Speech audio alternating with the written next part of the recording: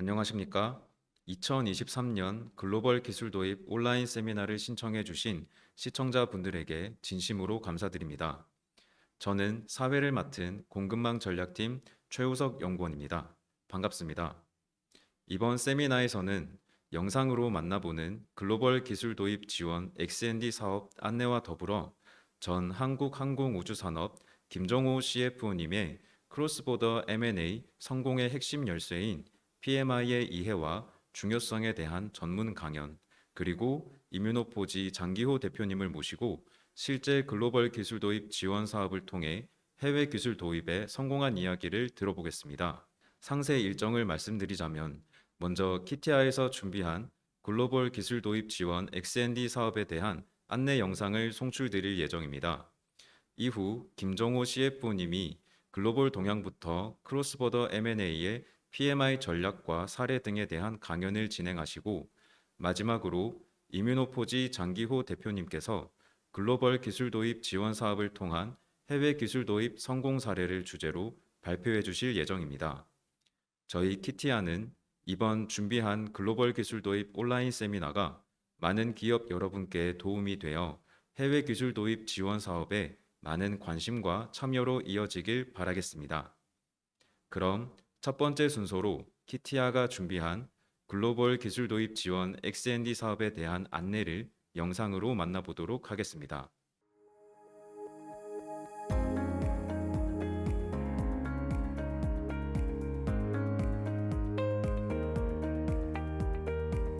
기술 패권 시대 글로벌 공급망이 재편되며 IRA, CRMA 등 자국 우선주의 정책이 펼쳐지고 있습니다. 기업들은 글로벌 M&A를 통해 핵심 소재와 부품의 수직 계열화, 전략적 제휴 등 신속한 첨단 기술 확보를 통해 안정적인 공급망 구축이 필요한 시점입니다. 발빠르게 다가온 공급망 재편 상황. 글로벌 공급망 핵심 플레이어로 성장하기 위해선 어떻게 접근해야 할까요? 키티아가 도와드립니다.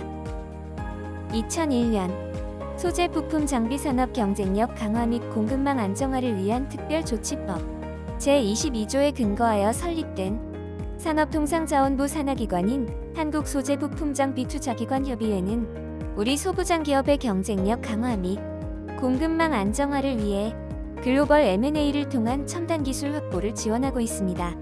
키티아 글로벌 공급망실은 다음과 같이 글로벌 기술 확보를 지원합니다. 키티아의 정보 지원. 국내 기업이 M&A, JV 등 희망하는 기술 확보 수요를 키티아 글로벌 공급망실에 전달하면 선제적으로 구축한 해외 첨단 기술 보유 기업 데이터 또는 해외 현지 M&A 자문사 네트워크를 통하여 적합한 잠재 파트너와의 협력 기회를 타진합니다. 키티아의 실사 지원.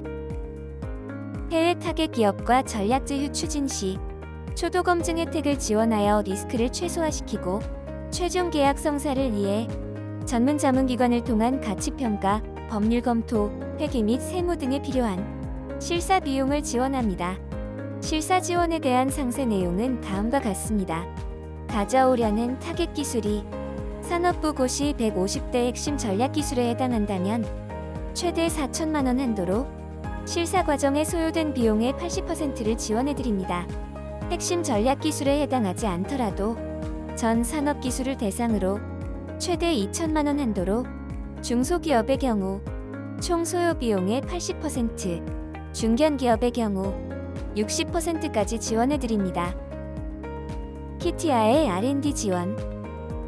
키티아 서비스를 통해 해외 기업의 지분 확보, M&A 체결, 특허권 확보, 합작법인 설립 등 해외 기술을 도입하여 해외 기술 도입 인증서를 발급받은 기업에게는 후속 사업화를 위한 R&D에 필요한 비용을 연간 10억 원, 최대 3년 동안 지원하고 있습니다.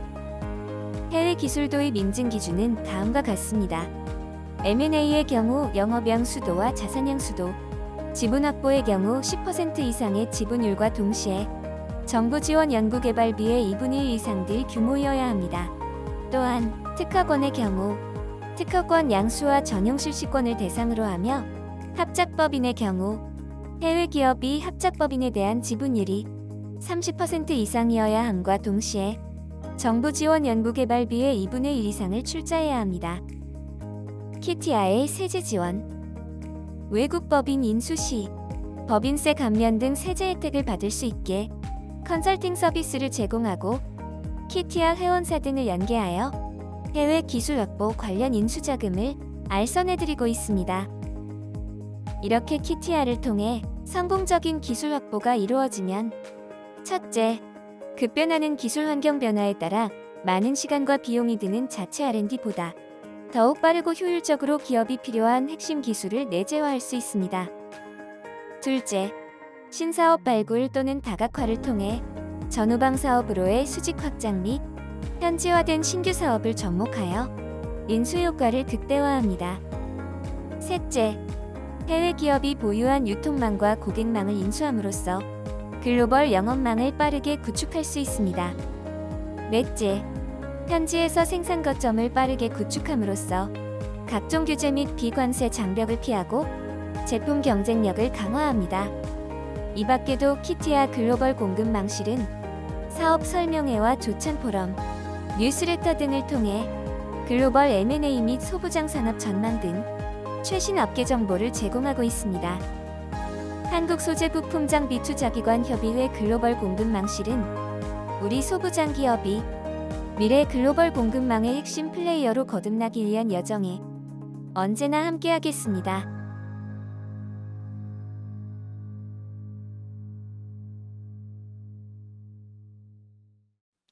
이어서 두 번째 순서로 전 한국항공우주산업 김정호 CFO님의 성공적인 크로스보더 M&A를 위한 PMI의 이해와 중요성에 대한 강연을 청해 듣도록 하겠습니다. 네, 오늘 소부장 기업들을 대상으로 해서 크로스보더 M&A와 PMI에 대한 귀중한 시간을 좀 같이 가져 보려고 합니다. 커버 페이지에서 한번 이래 보시면 갑자기 웬 문이 나오고 마르스가 나오고 했느냐, 이 부분에 대해서 제가 특별히 좀 말씀을 드리겠습니다. 사실 오늘은 특별하게 어찌 보면은 그 외부 전문가적인 소견이나 또 뭐 다른 어떤 관점에서보다도 실제로 그 기업에서 M&A나 PMI를 어떻게 진행을 해왔고 또 그리고 어떻게 성공을 했고 실패를 했는지 뭐 그런 데 대한 직접적인 경험에 대해서 제가 오늘 공유를 좀 드리도록 하겠습니다. 그래서 이 커버 페이지에서 이렇게 문에 대한 것과 마르스에 대한 부분이 나오는 부분은 제가 특별한 경험을 했고 거기에서 어떻게 보면은 좀 메시지를 드리고 싶었습니다. 그래서 이렇게 커버 페이지를 구성을 해봤고요. 그 다음 페이지를 한번 보시면 그에 대한 스토리를 말씀을 드리도록 하겠습니다. 우선 먼저 제가 오늘 말씀을 드릴 부분이 크게는 이제 좀 매크로한 부분에 대해서 말씀을 드리고 또 우리 한국의 사정에 대한 마이크로한 부분도 제가 좀 말씀을 드리고 그 다음에는 실질적으로 크로스보더 M&A나 PMI를 어떻게 진행하는지에 대해서 좀 저의 경험을 공유하도록 하겠습니다. 그리고 향후에 대한민국 소부장 기업들이 크로스보더 딜을 하는 데 있어서 반드시 좀 고려를 했으면 좋겠다. 이런 부분에 대해서 제가 특별히 좀 말씀을 드리도록 하겠습니다. 자, 우선 제가 그 커버 페이지에서 마르스와 문에 대한 그런 그림을 제가 이렇게 제시를 해드린 이유는 사실은 이렇습니다. 지금 여러분들 다 아시는 것처럼 화성으로 가겠다고 하는 일론 머스크의 어떤 비전이라든지 드림이 과연 그러면 허황된 것인가? 저는 그렇게 보지 않습니다. 그리고 제프 베조스가 달로 가겠다. 이 또한 허황된 이야기는 아닌 것 같다. 자, 왜 그러냐면 우리가 오늘 사실은 크로스보더 M&A에 대해서 그리고 PMI에 대해서 이야기를 이렇게 하고 있지 않습니까? 근데 그거와 똑같이 그 일론 머스크라든지 제프 베조스가 달로 가겠다. 그리고 화성으로 가겠다고 한 것은 우리 어떤 소부장 기업한테는 똑같은 이야기가 될 것 같아요. 이제 그게 무슨 말이냐면 아무런 경험도 없고 아무런 그 전문적인 지식도 없는 그런 소부장 기업들이 크로스보더 M&A를 하겠다. 그리고 PMR을 하겠다는 것은 결국은 화성으로 가겠다. 그리고 달로 가겠다고 하는 그런 얘기와 비슷할 수도 있습니다. 그런데 그렇게 하는 것이 왜 중요하냐? 그런 비전을 가지고 그런 목표를 가지고 진행을 하다 보면 그 가는 길에 있어서 엄청난 노하우와 그리고 기술과 그리고 매니지먼트 컴피턴시를 가질 수 있다. 저는 그렇게 보거든요. 그래서 어떻게 보면은 우리나라 그 소부장 기업들이 이제는 크로스보더 M&A를 하고 그리고 PMR을 하겠다. 이렇게 어떻게 보면 비전을 설정을 하고 그렇게 진행을 하고자 하는 것은 분명히 이는 의미가 있다. 그리고 특별히 엄청나게 지금 세상이 바뀌어가고 있는 가운데 흔히들 우리가 지금은 트랜스포메이션 시대라고 이야기를 하죠. 이런 시절에 지금 소부장 기업들한테 가장 필요한 것이 뭐냐고 봤을 때 크로스보더 M&A고 PMI는 이제는 피해갈 수 없는 그런 부분이다고 생각이 돼서 제가 이렇게 커버 페이지에서 그런 메시지를 주고 싶었습니다. 예, 그러면은 이제 본론에 들어가서 본격적으로 한번 여러 말씀을 한번 드려보겠습니다. 근데 다시 한번 말씀드리지만 오늘 제가 이렇게 말씀드리는 부분이 어찌 보면은 외부 전문가적인 관점이나 또 이론적인 관점보다도 실질적으로 제가 경험을 했고 그리고 M&A 현장에서 느끼고 보아왔던 것을 여러 소부장 기업들과 같이 공유를 하는 것이 저는 목적입니다. 그래서 이 가운데서 엄청난 크로스보더 M&A나 PMI에 대한 인사이트를 많이 가질 수 있었으면 좋겠습니다. 그리고 이 본 자료를 제가 만들 때 의도도 어떻게 보면은 M&A가 그리고 PMI를 하는 데 있어서 가장 중요한 것은 타이밍이다. 시대적인 또 여건이 맞아줘야 됩니다. 그런데 시대적으로 가고 있는 것과 거슬러서 크로스보더 M&A나 PMI를 한다는 것은 실패할 확률이 굉장히 높다. 자, 그런 점으로 봤을 때 지금 시점은 굉장히 중요한 시점인 것 같다는 부분이에요. 그래서 제가 오늘 여러 가지 말씀을 다각도에서 말씀을 드릴 건데 자, 그런 내용을 보시고 좀 퍼스펙티브를 다양하게 가지고 갈 수 있도록 그렇게 할 수 있으면 참 좋겠습니다. 그래서 제가 말씀드린 데 우선적으로 크로스보더 M&A와 PMR을 하기 위해서는 지금 전 세계가 어떻게 돌아가고 있는지 매크로한 측면에서 봤을 때 어떤 부분이 지금 이야기가 되고 있는지 어느 정도 그 컨텍스트를 이해를 하셔야 됩니다. 그래서 제일 처음으로 제가 말씀드리는 부분이 글로벌 서컴스탠스 부분에 대해서 여러분들이 충분한 이해를 좀 가지셨으면 좋겠다. 거기서 이번 부분은 먼저 이 부분에 대해서 제가 좀 말씀을 드리도록 하겠습니다. 자, 첫 번째 제가 말씀드리고 싶은 부분이 트윈 트랜스포메이션입니다. 자, 이 부분이 어떻게 보면은 그린과 그리고 디지털에 대한 이야기인데요. 여러분들이 다 이미 다 잘 아시고 계시는 것처럼 기후 위기다, 그리고 지정학적 위기다, 이런 것들이 지금 현재 우리가 가장 심각하게 직면하고 있는 현실입니다.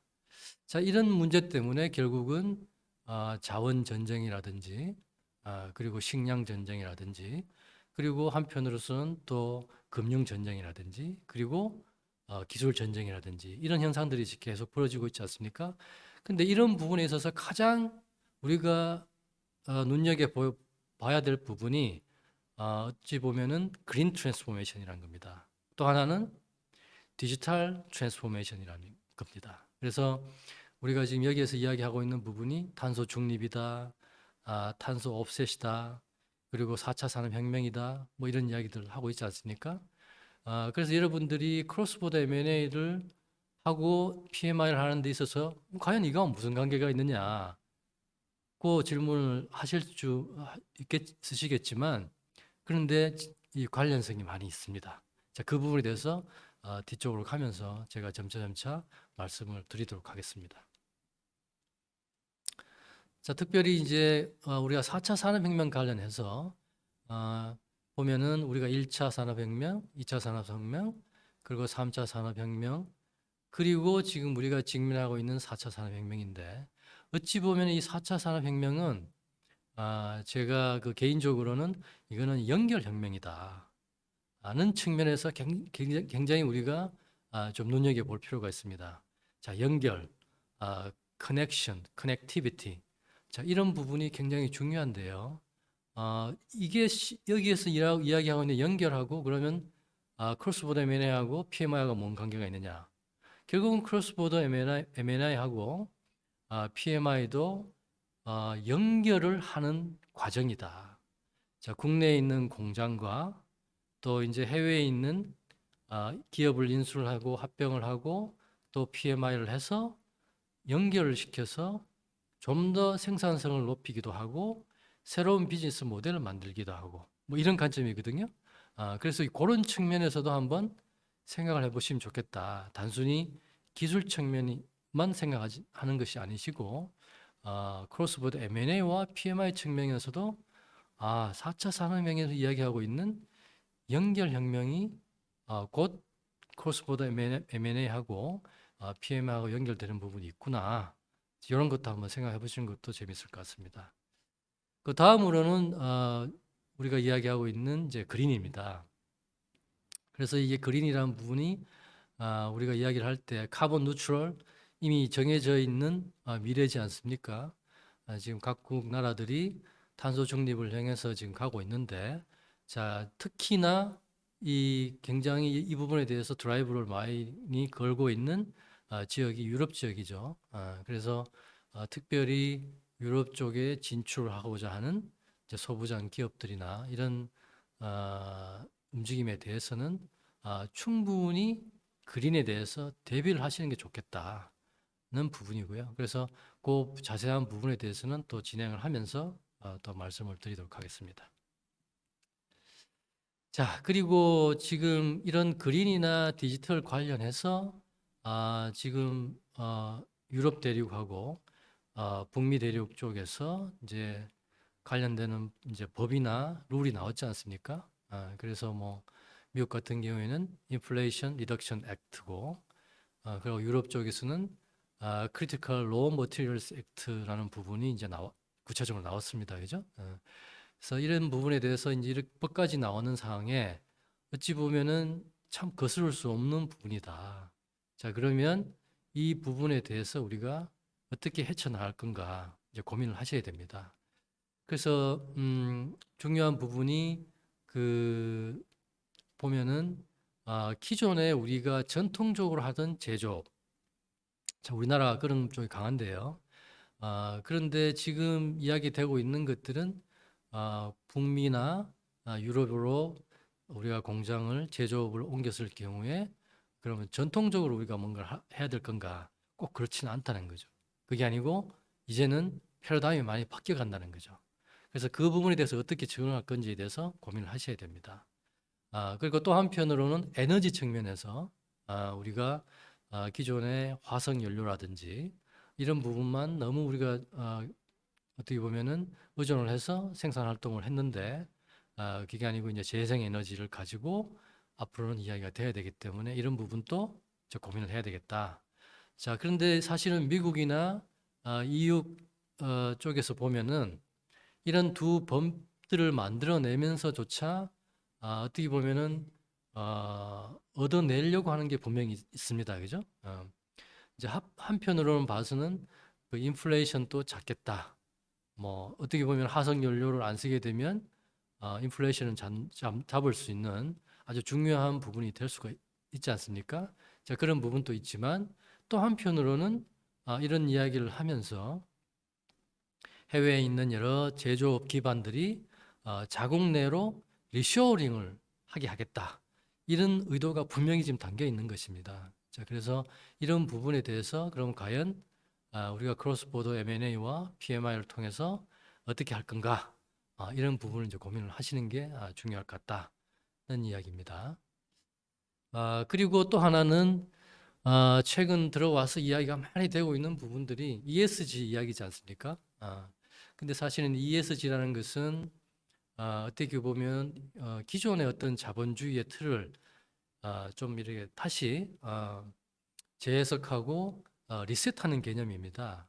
그래서 어떻게 보면 주주 자본주의 중심에서 이제는 이해자 중심 자본주의 형태로 이제 가고 있는 상황인데, 자, 그러면 ESG 관점에서 봤을 때도 크로스 보더나 M&A나 그리고 PMI 부분을 ESG와 어떻게 잘 버무릴 수 있을 건가, 이 고민을 지금 하셔야 된다는 거죠. 그래서 지금 전 세계는 사실은 미국식 자본주의와 그리고 중국식 국가 자본주의, 이 두 가지를 그동안에 많은 이제 여러 가지 일이 일어나면서 실험해 왔는데요. 사실은 어느 자본주의든지 간에 장단점은 있는 것 같습니다. 그래서 사실은 이런 맥락에서도 지금 ESG 자본주의가 새롭게 지금 이야기가 되고 있는 거거든요. 그래서 이런 부분에 대해서도 우리 소부장 기업들이 크로스보더 M&A, PMI를 진행하는 데 있어서 어떻게 풀어나갈 건가, 이런 부분이 중요한 토픽이라고 저는 생각하고 있습니다. 자, 그 다음은 디글로벌라이제이션입니다. 사실은 최근에 와서 뭐 미중 패권부터 시작을 해서 지금 세계 경제가 굉장히 블록화가 되고 있지 않습니까? 그런데 참 이런 상황에서도 그 글로벌라이제이션을 완전히 포기하는 그런 상황은 오지 않는다. 어찌 보면은 글로벌라이제이션이 완전히 디글로벌라이제이션 된다는 것보다도 글로벌라이제이션에 새로운 이제 룰이 나올 거다고 생각하는 게 맞을 것 같습니다. 자, 그러면 이런 글로벌라이제이션에 새로운 룰이 나올 때 과연 우리 소부장 기업들이 크로스보더 M&A, PMI를 통해서 어떻게 기업 성장을 펴나갈 건가? 이것도 중요한 토픽이라고 볼 수 있을 것 같습니다. 예, 그리고 지금 뭐 작년에부터 시작이 됐나요? 사실 이제 우크라이나 전쟁이 어떻게 보면 그 동안에 여러 가지 문제들이 이제는 표면화되는 그런 시점에 오게 된 이벤트라고 볼 수가 있겠는데요. 자, 이걸 통해 가지고 어떻게 보면은 패권이 어떻게 나눠지는지도 우리가 볼 수 있었고, 그리고 에너지 부분이 얼마나 중요한지 또 이제 다시 한번 보게 되었고요. 그리고 이걸 통해 가지고 결국은 여러 가지 기술 전쟁 측면에서 봤을 때 칩4 동맹이라든지 배터리 동맹이라든지 이런 것들이 이야기되고, 이렇게 하면서 여러 가지 산업이 재편되는 그런 지금 상황에 지금 직면하고 있다는 부분에 우리가 저희들이 이제 알게 됐는데요. 그래서 사실 이런 걸 통해 가지고 어떻게 보면은 앞으로 우리 소부장 기업들이 또 어떻게 기업 활동을 해야 될 건지에 대해서, 그리고 또 마찬가지로 오늘 이야기하고 있는 크로스보더 M&A나 PMI를 어떻게 진행을 하는 것이 지오그래피컬한 리스크를 줄일 수 있을 건가, 이것도 중요한 고민거리가 되는 것 같습니다. 그래서 이런 부분도 한번 고민을 하시면서 크로스보더 M&A나 PMI를 우리가 어떻게 어프로치를 할 건지 그 부분에 대해서 한번 생각해 보시면 좋은 시간이 될 것 같습니다. 예, 이상으로 어떻게 보면은 매크로한 측면, 글로벌한 환경에 지금 어떻게 돌아가고 있는지에 대해서 좀 짧게 제가 말씀을 드렸고요. 그 다음엔 지금 한국 상황은 어떠냐, 국내 상황은 어떠냐, 자, 이런 부분을 한번 저희들이 미리 점검 한번 해보는 게 좋을 것 같은데요. 어찌 보면은 한국이 다시 붐업을 할 수 있을 건지, 아니면 어떻게 보면은 그동안의 어떤 제조업으로서의 공고한 위치가 어려워지는 그런 상황을 겪을 수 있을 건지, 그런 부분에 대해서도 우리가 한번 고민을 해보면서 크로스보더 M&A나 PMI에 대해서 이야기를 하는 것이 좋을 것 같습니다. 자, 우선 그 글로벌 경제 상황이 지금 만만치 않은 상황이죠. 근데 그 지금 상황도 상황이지만 과거에 어떠했는지도 우리가 잠시 한번 살펴보면 지금 상황을 진단할 수 있을 것 같고, 그리고 앞으로 어떨 것 같다. 자, 이런 부분도 한번 예측을 하면서 크로스보더 M&A PMI를 진행을 하실 수가 있을 것 같아요. 그래서 하여튼 중요한 것은 뭐냐면 제가 앞서서도 말씀을 드렸지만 글로벌 경제가 어떻게 흘러가고 있는지, 그리고 국내 경제가 어떻게 흘러가고 있는지 이런 부분에 대해서 기본적인 진단을 하셔야 크로스보더 전략을 마련하고, 그리고 크로스보더 M&A나 PMI를 진행을 하게 되는 겁니다. 그래서 이러한 부분이 고민이 없으면 어찌 보면은 장님이 코끼리 만지는 것처럼 크로스보더 M&A를 절대로 진행을 해서는 안 된다는 부분을 제가 좀 강조를 드리고 싶어요. 그래서 제가 이렇게 매크로한 부분도 말씀을 드리고 또 마이크로한 부분도 이렇게 말씀을 드리는 겁니다. 그래서 잠깐 여기서 한번 경제 위기 상황을 한번 되돌이켜 보면요. 97년에 뭐 너무 잘 아시는 것처럼 우리 IMF 경제 위기를 마련했었죠. 사실은 이때도 미국 쪽에서 이자율을 갑자기 급격하게 올리는 바람에 우리나라를 포함한 동남아 국가들의 그 경제 위기가 왔습니다. 그리고 2008년 같은 경우에는 또 미국 쪽에서 그 리만 브라더스 사태나 일어난 그런 어떻게 보면 금융 위기가 발생한 이유는 어떻게 보면은 그 과도한 파생 상품 거래를 통해서 어떻게 보면은 금융 섹터에서 버블이 만들어졌던 현상이 있었던 거죠. 그래서 사실은 이때도 어떻게 보면은 위기는 어떻게 보면 금융의 어떤 위기는 미국에서 만들어졌는데 그거에 대한 결과는 결국은 뭐 기억하시겠지만은 그 남유럽 쪽에서 뭐 이태리라든지 그리스라든지 스페인 쪽에서 재정 위기가 빵 터졌었죠. 그래서 항상 이런 식입니다. 강대국에서 또 그 어떻게 보면은 금융의 중심이 되는 그런 경제 체제하에 있는 미국에서 금융적인 문제가 될 때, 그리고 금융적인 변화가 생길 때는 항상 지구의 다른 편에 있는 경제적인 시스템이 약하다거나 재정적인 약한 그런 국가에서 문제가 터져 왔었다. 자, 그리고 2019년을 저희들이 맞이했는데요. 사실은 2019년에 코로나 상황에서 여러 가지 이런 상황들은 그 전에도 없었던 초유의 사태라고 볼 수가 있습니다. 엄청난 현금이 풀렸고, 그리고 지금은 그 현금을 걷어들이는 상황이지 않습니까?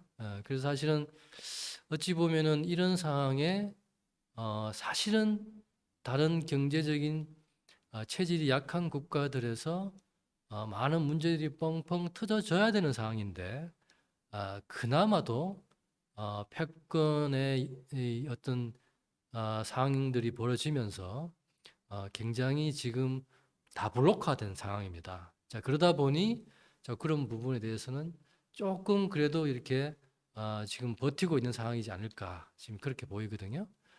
그런데 지금 보이지 않는 경제적인 위기가 지금 많은 나라에서도 지금 계속 진행이 되고 있다. 어찌 보면은 우리나라 경제도 굉장히 지금 어려운 상황을 겪고 있는 것이 그런 측면이라고 볼 수가 있을 것 같습니다. 자, 그러면 이제 뭐 2023년은 다 지났지만 2024년이 이제 뭐 조금 있으면 오는데요. 그래서 사실 2024년이 또 어떤 일이 벌어질지에 대해서는 저희들이 초미의 관심을 곤두세우고 지켜봐야 될 것 같습니다. 근데 하여튼 중요한 메시지는 뭐냐면 여러 가지 이렇게 시대가 변화되고 있는 상황에서 많은 것들이 일어날 수 있다. 자, 이런 부분에 대해서는 인지를 하시고 분명히 있어야 되겠다. 그런 생각이 듭니다. 그리고 지금 다들 아시고 계시는 것처럼 이제 우리 소부장 기업들이 바로 직면했던 문제죠. 이제 이런 부분에 대해서는 너무 잘 아시기 때문에 제가 뭐 구체적인 이야기는 말씀을 안 드리겠습니다. 근데 하여튼 중요한 것은 글로벌 공급망이 예전 같지가 않다. 지금 무너진 상태다. 그래서 어떻게 보면은 예전 같으면 글로벌 그 공급망이 분업화가 돼 있어서 효율성을 굉장히 추구를 할 수 있었지만 지금은 효율성보다는 어찌 보면은 안정성을 추구해야 되는 그런 상황이 지금 온 것 같다. 그래서 그런 부분을 좀 생각을 하시면서 이제는 비즈니스를 이제 해 나가야 되는 상황이고 또 그런 것도 생각하면서 어떻게 보면은 크로스보더 M&A라든지 PMI를 또 한번 생각을 해봐야 되는 그런 시점이다. 꼭 볼 수 있을 것 같습니다.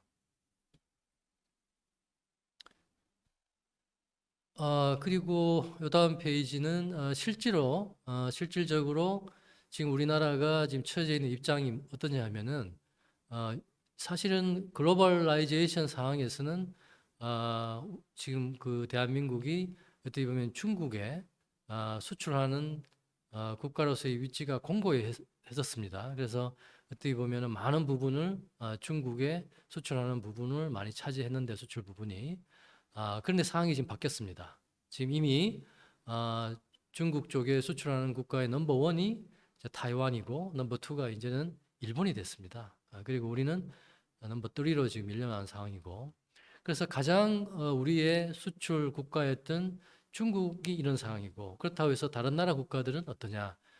결코 만만치 않은 상황인 것 같다. 자, 이런 부분에 대해서도 분명히 인식을 해야 될 것 같습니다.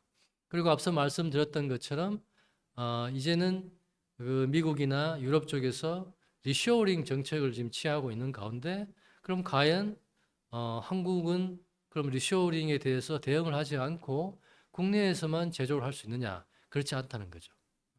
그럼 결국은 우리 소부장 기업들도 미국으로 진출하셔야 되고 유럽으로 이제 진출해서 그렇게 미국이나 유럽의 리쇼어링 정책에 어느 정도 대응을 하셔야 되는데 여기서 중요한 부분이 그렇습니다. 사실은 미국이나 유럽에 가서 공장을 설립을 하고 아니면 인수를 해서 비즈니스를 영위를 하고 하는 부분이 있어서 굉장히 어려운 부분이 국내보다도 코스트가 굉장히 높아집니다. 그래서 그 코스트가 높아지는 부분을 그러면은 감수를 하면서 비즈니스를 하셔야 되는데 그렇게 되다 보면은 영업이익이 안 나오겠죠. 그러면은 힘들게 가서 크로스 보더하고 보더를 통해 가지고 M&A를 하고 PMR을 한들 어떻게 보면은 경쟁력을 못 가져간다는 이야기입니다. 자, 그래서 중요한 부분이 어떻게 보면은 전통적인 제조 방식의 틀을 좀 벗어나서 이제 미국이나 유럽 쪽에 진출하셨을 때는 스마트 팩토리 형태의 디지털라이제이션 부분은 분명히 고민을 하셔야 된다. 자, 그 부분을 제가 특별히 좀 말씀을 드리고 싶습니다. 자, 그래서 결국은 제가 여러 가지 지금 매크로하고 마이크로한 부분을 말씀을 드렸는데요. 한번 정리를 저희들이 한번 해보면 그동안의 어떤 글로벌 공급망이 글로벌라이제이션을 통해서 글로벌 에피션시를 우리가 그 달성을 할 수 있었던 그에 비해서 지금 상황이 많이 달라졌다. 그래서 결국은 지금은 글로벌 서플라이 체인을 어떻게 안정적으로 갖고 갈 거냐.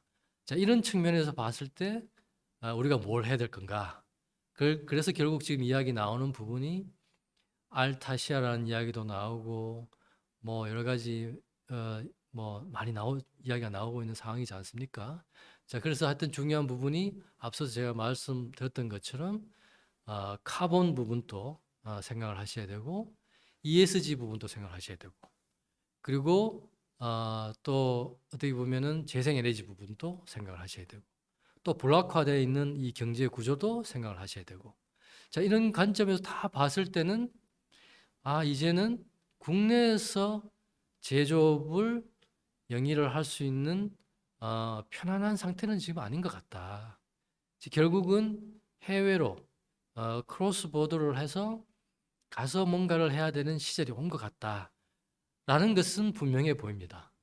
그래서 그럼 과연 이런 부분에 대해서 어떻게 해야 될 건지 이제 다음 페이지부터는 제가 제 경험을 좀 공유를 하도록 하겠습니다. 그래서 첫 번째 제가 말씀드릴 부분이 그럼 과연 크로스보더 M&A하고 PMR 하는 데 있어서 어떤 걸 고려를 많이 해야 될 건가? 자, 이 부분을 같이 한번 이야기를 해보도록 하겠습니다. 자, 우선 먼저 자세한 부분에 들어가기 전에요. 반드시 크로스보더 M&A, PMI를 하기 위해서 고려를 해야 되고 사전적으로 검토를 해야 되는 부분이 있습니다. 그래서 먼저 보면은 우리가 질문을 한번 던져볼 수 있을 것 같은데요. 첫 번째 질문은 우리가 과연 크로스보더 M&A에 대해서 그리고 PMI에 대해서 경험이 있는가? 그리고 우리가 그런 크로스보더 M&A나 PMI를 하기 위해서 팀워크를 충분히 발행을 할 수 있는가? 그리고 또 마지막 질문은 M&A를 갖다가 우리가 구조화적으로 접근할 수 있는 그런 컴피턴시가 과연 있는가? 이런 질문을 한번 던져볼 수가 있을 것 같아요. 자, 그럼 이런 질문에 대해서 우리가 반드시 이제 대답을 해야 될 부분이 여러분 이렇습니다. M&A 절대로 쉬운 게 아닙니다. 그리고 M&A가 끝나고 난 뒤에 PMI 과정을 들어가는데 그 또한 어찌 보면은 더 어려운 작업입니다. 그래서 그런 작업을 하기 위해서는 내부적인 역량이 있어야 된다. 근데 제가 그동안에 산업 쪽에서 여러 가지 경험을 하면서 느낀 바는 뭐냐면 자, M&A를 해야 된다고 누군가가 화두를 던지면 그냥 M&A를 해야 된다는 거에 너무 목숨을 거는 데가 많더라. 절대로 그러시면 안 된다. M&A를 진행하시기 전에 내부 역량이 있는지 없는지부터 어세스먼트를 반드시 하시라. 이게 가장 중요한 부분입니다. 자, 그리고 이제 두 번째는 M&A를 하기 위해서는 충분한 준비를 하셔야 됩니다. 절대로 외부에 있는 전문가에 의존해서 그 준비를 다 할 수는 없습니다. 그래서 전체적인 전략의 방향성이라든지 여러 가지 돌아가고 있는 경제 상황이라든지 산업이라든지 이런 부분을 분명히 분석을 철저하게 하시고 사전 준비를 많이 하셔야 된다. 그런 이야기가 중요하고요. 그리고 이제 세 번째는 흔히들 보시면 M&A를 보면은 무슨 TF 정도 생각하시는 것 같아요. 여러분들 뭐 여러 가지 프로젝트를 내부적으로 많이 하시지 않습니까? 근데 그냥 단순히 TF를 통해서 이야기가 되고 있는 프로젝트성 어떤 그런 업무로 생각하는 경우가 참 많더라. 절대로 그렇게 하시면 안 됩니다. M&A는 굉장히 시리어스한 트랜잭션입니다. M&A를 잘못하시면 회사가 망할 수도 있습니다. 프로젝트 한두 개 잘못해서는 회사가 망하지는 않잖아요. 그런데 M&A를 잘못했다든가 그리고 M&A 다음 단계에서 이루어지게 되는 PMI를 잘못하시게 되면 회사가 망할 수도 있다. 자, 그러니 이거는 굉장히 신중하고 아주 델리킷한 스트래티지를 가지고 접근을 해야 되는 것이라고 그렇게 인식을 하셔야 돼요. 자, 그리고 마지막으로 또 중요한 부분이 M&A에 대한 부분은 최고 경영자인 CEO께서 직접 관심을 가지고 리드를 해주셔야 됩니다. 최소한 M&A 팀이 구성이 되었을 때 그 M&A 팀은 CEO한테 직접적으로 보고를 할 수 있는 체계를 만들어 주셔야 돼요. 중간 단계가 많이 생기시면 M&A는 실패합니다. 자, M&A는 속도전이고 M&A는 굉장히 긴박하게 돌아가야 되는 작업입니다. 자, 그런 측면에 봤을 때 그런 의사결정을 신속하고 민첩하게 할 수 있는 체계가 없으면 M&A는 실패한다. 자, 이런 부분입니다. 그래서 우선적으로 제가 본론에 들어가기 전에 아주 중요하게 생각을 하셔야 되는 부분에 대해서 이렇게 말씀을 드리고요. 자, 그 다음부터는 제가 좀 더 깊이 있는 이야기를 하겠습니다. 그래서 이 부분은 우선 M&A에 대한 실패 부분에 대해서 우리가 한번 생각을 하고 가자는 측면이에요. 그래서 크게 보면은 M&A에 대한 실패가 일어나는 것에 대해서 가장 첫 번째는 PMI를 실패하는 경우가 실패하는 겁니다. 이 자세한 부분 뒤에서 말씀드릴 거니까 더 자세하게 여기서 말씀 안 드리겠습니다. 그리고 두 번째는 전략이 없이 접근하는 것입니다. M&A를 하는데 전략이 없이 한다. 회사가 전체적으로 어떤 전략을 통해서 성장을 할 것인지에 대한 그런 아이디어가 없이 M&A를 하는 것은 그냥 실패를 하겠다는 소리와 똑같습니다. 그래서 M&A라는 것은 전략 중에도 가장 중요한 부분이기 때문에 전체적인 기업의 전략 부분을 점검을 잘 하셔가지고 M&A를 어떻게 진행할 건지에 대해서 고민을 하셔야 된다. 그렇지 않으면 실패를 한다. 그리고 세 번째는 사실 이 부분이 흔하게 많이들 이야기하시는 부분인데 세 번째입니다. 사실은 보면은 쉽게 말해서 승자의 저주라고 이야기를 하죠. 어떻게 보면은 너무 많은 가격을 지불하고 M&A를 했더니만 나중에 PMI를 아무리 잘해도 시너지 효과를 아무리 내려고 해도 지불한 대가를 커버를 못하는 경우가 생기는 겁니다. 이 부분이 사실은 이제 가장 쉽게 이야기될 수 있는 부분이지만 이 부분이 그래서 사실은 또 중요한 부분이 하나죠. 자, 이 부분이 왜 중요하냐면은 너무 많은 가격을 지불하고 인수를 했다. 그리고 인수를 한 후에 합병을 하고 이제 PMI를 하시게 될 건데, 자, 이게 왜 문제가 되냐면은 M&A를 엉망으로 해둔 상태가 되면 나중에 PMI를 제대로 또 할 수가 없습니다.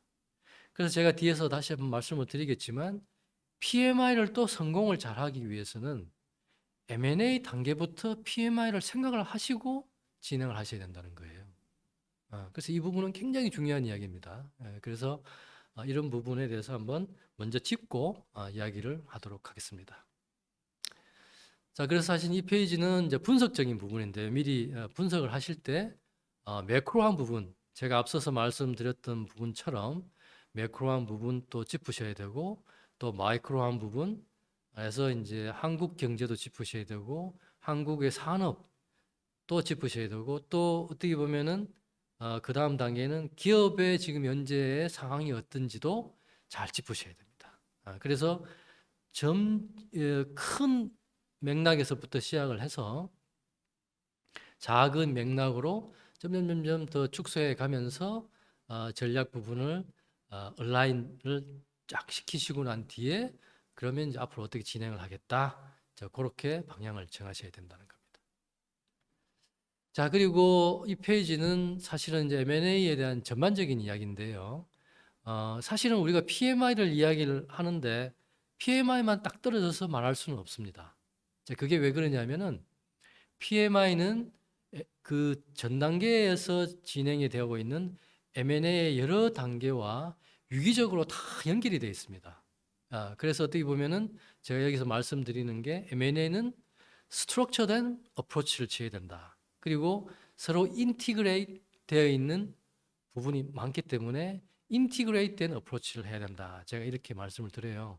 근데 이런 부분에 대해서는 실질적으로 이제 이론적으로는 이야기가 이렇게 잘 되는데 보면은 실질적으로 M&A 현장에서 M&A를 한다든가 PMI를 할 때 이것에 대한 줄기를 잘 잊어버리시는 경우가 많으세요.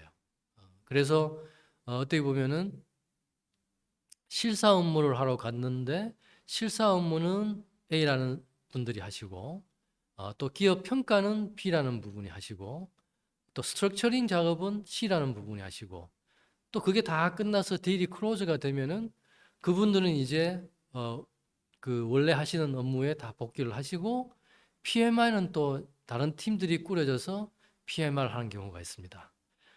그렇게 되면은 새로 시작을 하는 거거든요. 이렇게 되면 안 된다는 거죠. 어떻게 보면 처음에 전략을 짤 때부터 시작을 해서 모든 M&A 단계를 거치면서 또 마지막에는 PMI 단계가 들어갈 텐데 이런 부분들이 전부적으로 유기적으로 연결이 되어줘야 된다는 거죠. 그래서 이런 작업을 하는 데 있어서 M&A 팀이라는 부분은 이런 부분을 유기적으로 연결해서 컨덕팅을 잘 해주셔야 된다는 거예요.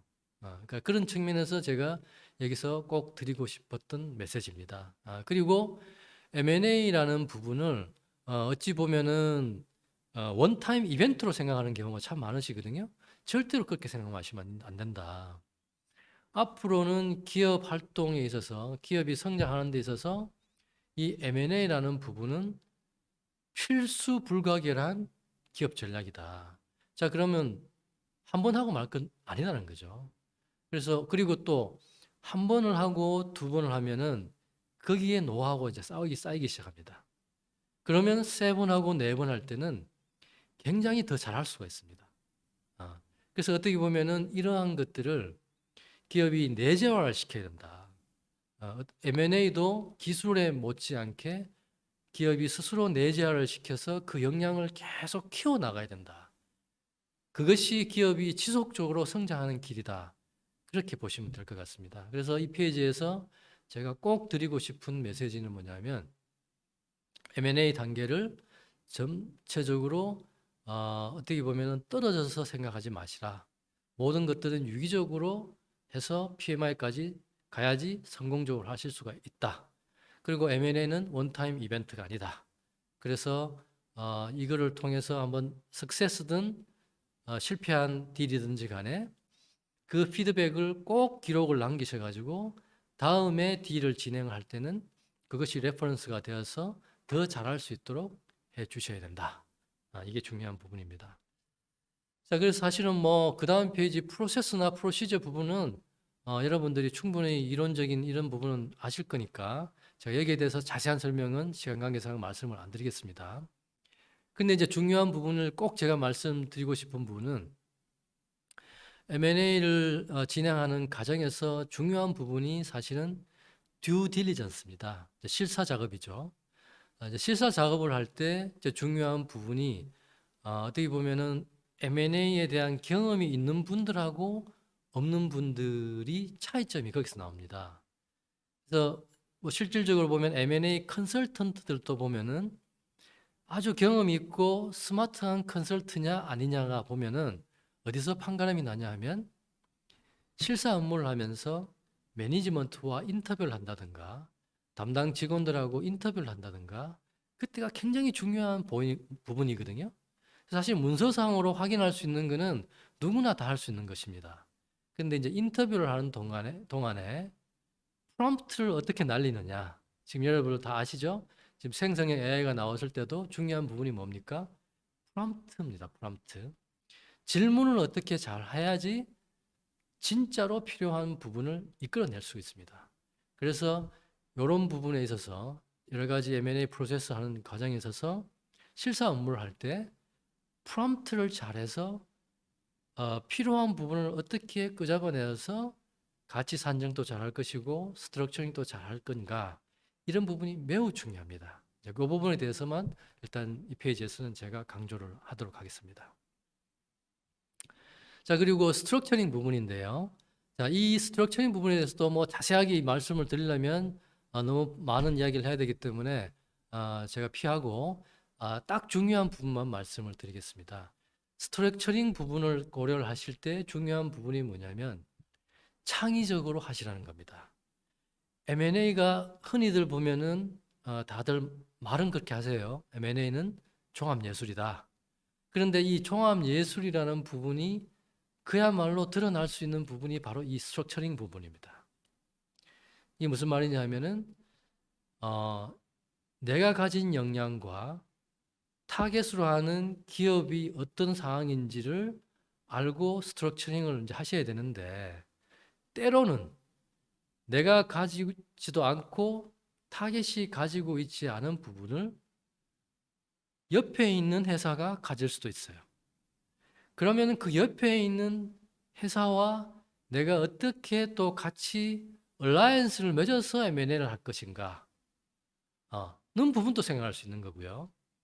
그리고 또 한편으로 봐서는 자, M&A를 하는 데 있어 가지고 타겟으로 하는 그 기업이 있는 그 국가, 그리고 그 국가와 관계되는 지자체를 어떻게 레버리지를 할 건가, 그런 부분도 그림 속에 넣어야 됩니다. 그러다 보면 굉장히 창의적인 스트럭처링이 나옵니다. 그래서 스트럭처링을 하실 때는 단순히 기업 대 기업으로만 고민할 것이 아니고 다양한 이해관계자들을 우리가 이 그림 속에 어떻게 넣을 건지, 그래서 우리가 가장 우리한테 유리한 딜을 이끌어낼 것인지, 그렇게 한번 스트럭처링을 한번 고민해 본 것도 아마 도움이 많이 될 것입니다. 자, 그리고 다음 페이지에서는 실사 작업에 대한 내용인데요. 기본 실사는 이러이러한 부분에 대해서 진행을 된다는 것은 여러분들 다 아실 것 같고, 여기서 제가 이제 꼭 중요한 부분은 실사 작업이 사실은 짧게는 2번 내지 3번 정도 이루어지는 게 보통입니다. 딜 클로즈 하기 전에. 자, 그런데 사실은 이런 실사 작업이, 물론 또 어떻게 보면 전략을 짤 경우에 소싱을 하고 타겟을 정하는 경우에도 우리가 프리리미너리한 실사 작업을 하게 되죠. 자, 그런데 이런 부분이, 이런 실사 작업이 나중에 어디에 영향을 미치냐면은 PMI에 영향을 미칩니다. 이게 무슨 말이냐면, 실사 작업을 통해서 할 때는 M&A를 위해서 프라이싱을 하기 위해서만 이 실사 작업을 한다고 생각을 하시면 안 됩니다. 스트럭처링을 잘 짜기 위해서 실사 작업을 한다고 생각하시면 안 됩니다. 그 다음 단계까지 생각을 하셔야 돼요. PMI에 대해서 우리가 어떻게 오퍼레이팅 모델을 갖고 갈 건지에 대해서도 PMI를 하는 과정에서 다 나오게 됩니다. 그래서 이 실사 작업이 그만큼 중요한 단계라고 보시면 됩니다. 그래서 그런 부분을 꼭 염두에 두시고 실사 작업에 임하셔야 된다. 자, 그 부분만 제가 강조를 드리겠습니다. 그리고 밸류에이션 측면은 이건 다 기계적인 부분이지 않습니까? 그런데 사실은 우리가 크게 보면은 수익 가치에 대해서 DCF 모델을 돌린다. 그리고 시장 가치를 위해서 멀티플 그 방법을 취한다. 이런 게 될 수 있는데요. 이런 부분에 대해서는 때로는 우리가 시장 가치를 모를 수가 있어요. 자, 이런 부분은 여러 가지 외부 전문가의 더 도움을 받아서 이제 하실 수 있는 부분이기 때문에, 제일 중요한 부분은 이 밸류에이션에 있어서 히든 코스트 부분을 못 잡아내면 큰일 납니다. 보험을 들어놓지 않았는데 나중에 문제가 틀어져서 나중에 우리가 PMI 가정을 해보니까 엄청난 부분을 우리가 배상을 해야 된다. 이런 경우가 나오는 경우가 많이 있습니다. 이제 그런 부분을 잘 잡아내야 됩니다. 그래서 결국은 이 밸류에이션을 잘하기 위해서도 앞서 제가 말씀드린 대로 문서상에서 찾을 수 있는 것보다도 매니지먼트나 직원들을 인터뷰하는 과정에서 뭔가 찾아낼 수 있어야 된다. 자, 그래서 이런 걸 이야기를 하는 부분이 제가 앞서 말씀했던 부분하고 연결이 되지 않습니까?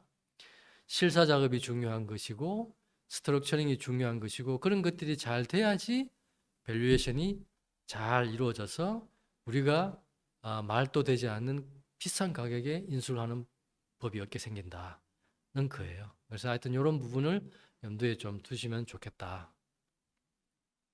자, 그 다음부터가 이제 PMI에 대한 내용인데요.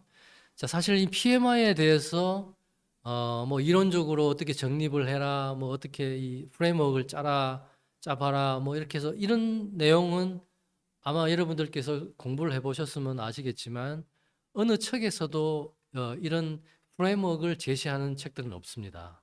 그게 왜 그러냐면 PMI는 경험입니다. 많은 경험을 하고 PMI를 몇 차례에 걸쳐서 해 보시다 보면은 이거는 어떻게 진행을 해야 되겠다. 어떻게 진행을 하고 무엇을 해야 되겠다는 부분이 나옵니다. 그래서 사실은 이게 이론적인 부분으로 PMI는 무엇이야? 라고 딱 정의가 내리기 힘든 부분이에요. 그런 이야기는 또 다른 말로 이야기하면은 PMI를 잘하기 위해서는 기업이 경영을 하기 위해서 필요한 모든 역량이 여기에서 풀어져야 된다. 그렇게 보시면 됩니다.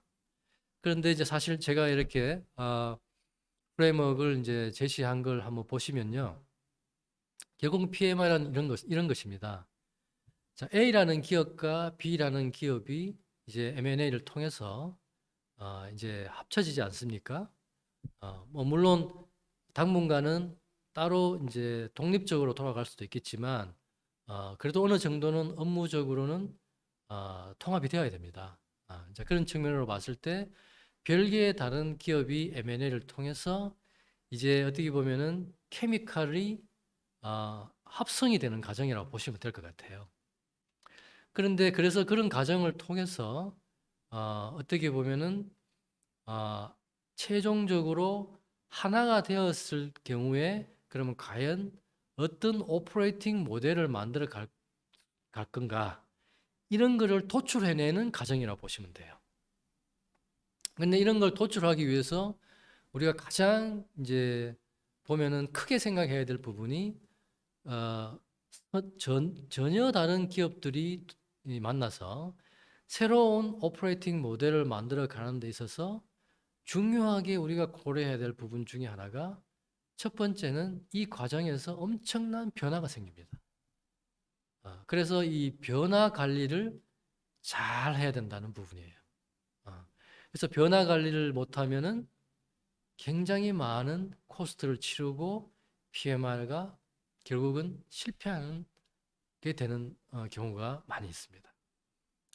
그리고 그 다음으로 중요한 부분이 결국은 M&A를 우리가 하는 이유는 뭐냐면은 M&A를 통해서 우리가 성장을 못했던 부분인데 다른 기업을 우리가 M&A를 하게 됨으로 해서 새로운 시너지를 만들어낼 수 있다. 자, 이런 부분이지 않습니까?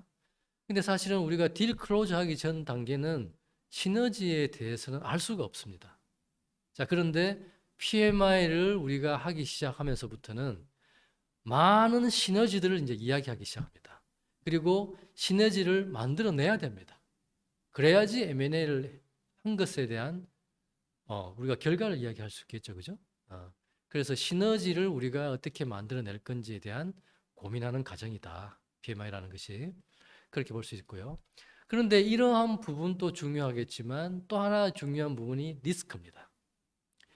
시너지는 많이 내는데 변화 관리는 잘하고 있는데 리스크를 우리가 없앨 수 없으면 그 리스크 부분이 너무 커지면 시너지든 잘한 변화 관리가 아무 소용이 없게 된다는 거죠. 그죠?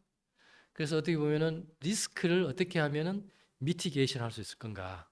이런 부분도 잘 고려하시면서 PMR을 하셔야 됩니다. 자, 그래서 이런 세 가지 어떤 큰 덩어리를 머릿속에다 놓고 PMR을 진행을 하셔야 된다. 그리고 이제 또 중요하게 생각해야 될 부분이 액션을 하는 데 있어서 중요한 부분이 자, 기존에 있던 우리 업무라든지 업무 프로세스라든지 자, 이런 것과 우리가 새로운 오퍼레이팅을 만드는 과정에 있어서 반드시 고려해야 될 부분이 뭐냐면 갭이 뭔지를 파악을 하셔야 됩니다. 어떤 부분이 차이가 나기 때문에 이 갭을 메꿔서 새로운 오퍼레이팅 모델을 만들 수 있을 건가 이 고민을 잘 찾으셔야 됩니다. 그리고 업무를 하시다 보면 PMI 과정에서 우선순위를 잘 정하셔야 됩니다. 하시다 보면은 여러 가지 업무를 동시에 해야 되는 경우도 많이 있습니다. 멀티태스킹을 하셔야 됩니다. 그런데 실질적으로 PMI를 업무를 하게 되는 그 임직원들께서는 우왕좌왕하는 경우가 굉장히 많습니다. 특히나 처음 PMI를 하게 되는 경우에는 우왕좌왕하지 않을 수가 없어요. 왜냐하면 기존에 하던 업무들 그래도 어느 정도 하시면서 PMI 업무를 하셔야 되기 때문에 이게 도대체 뭘부터 해야 되는 거지? 아무도 그걸 정해주는 사람이 없습니다. 알아서 그 부분을 하셔야 되는데 경험이 없으면 그걸 알아서 한다는 게 굉장히 힘드는 거예요. 자, 그래서 어떨 때 하다 보면은 A라는 부분을 먼저 해야 되는데 B라는 부분을 하다가 A를 놓치는 바람에 전체적으로는 시너지 효과를 못 낼 수 있는 이런 우를 범하게 되는 게 PMI 과정에서 흔히 생깁니다. 그래서 priority 이슈도 매우 중요한 액션 포인트에서 고려할 부분이다. 자, 이런 부분을 고려를 하셔가지고 PMI를 쫙 하시면 결국은 나중에는 멋진 PMI의 결과를 3년에서 5년 뒤에는 이야기할 수 있었을 것 같다.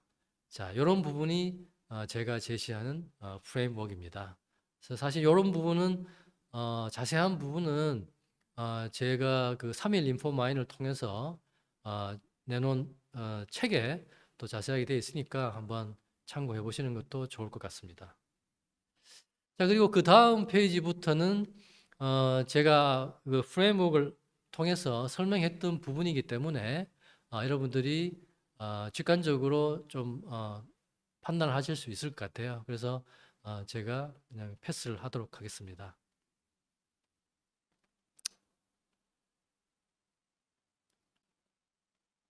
자, 그리고 중요한 부분이 PMI 과정에서 뭐냐면은 IMO라는 조직입니다. 그래서 Integration Management Office라 그러죠.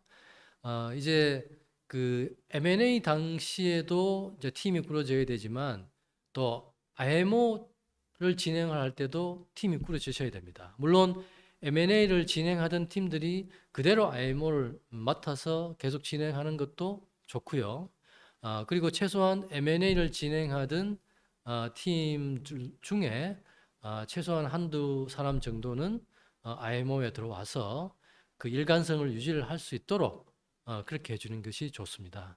그래서 보통 보면은 IMO의 구조는 보면은 제일 그 상단 부분에는 당연히 이제 PMI의 스티어링 커미티가 만들어져야 될 것 같고요.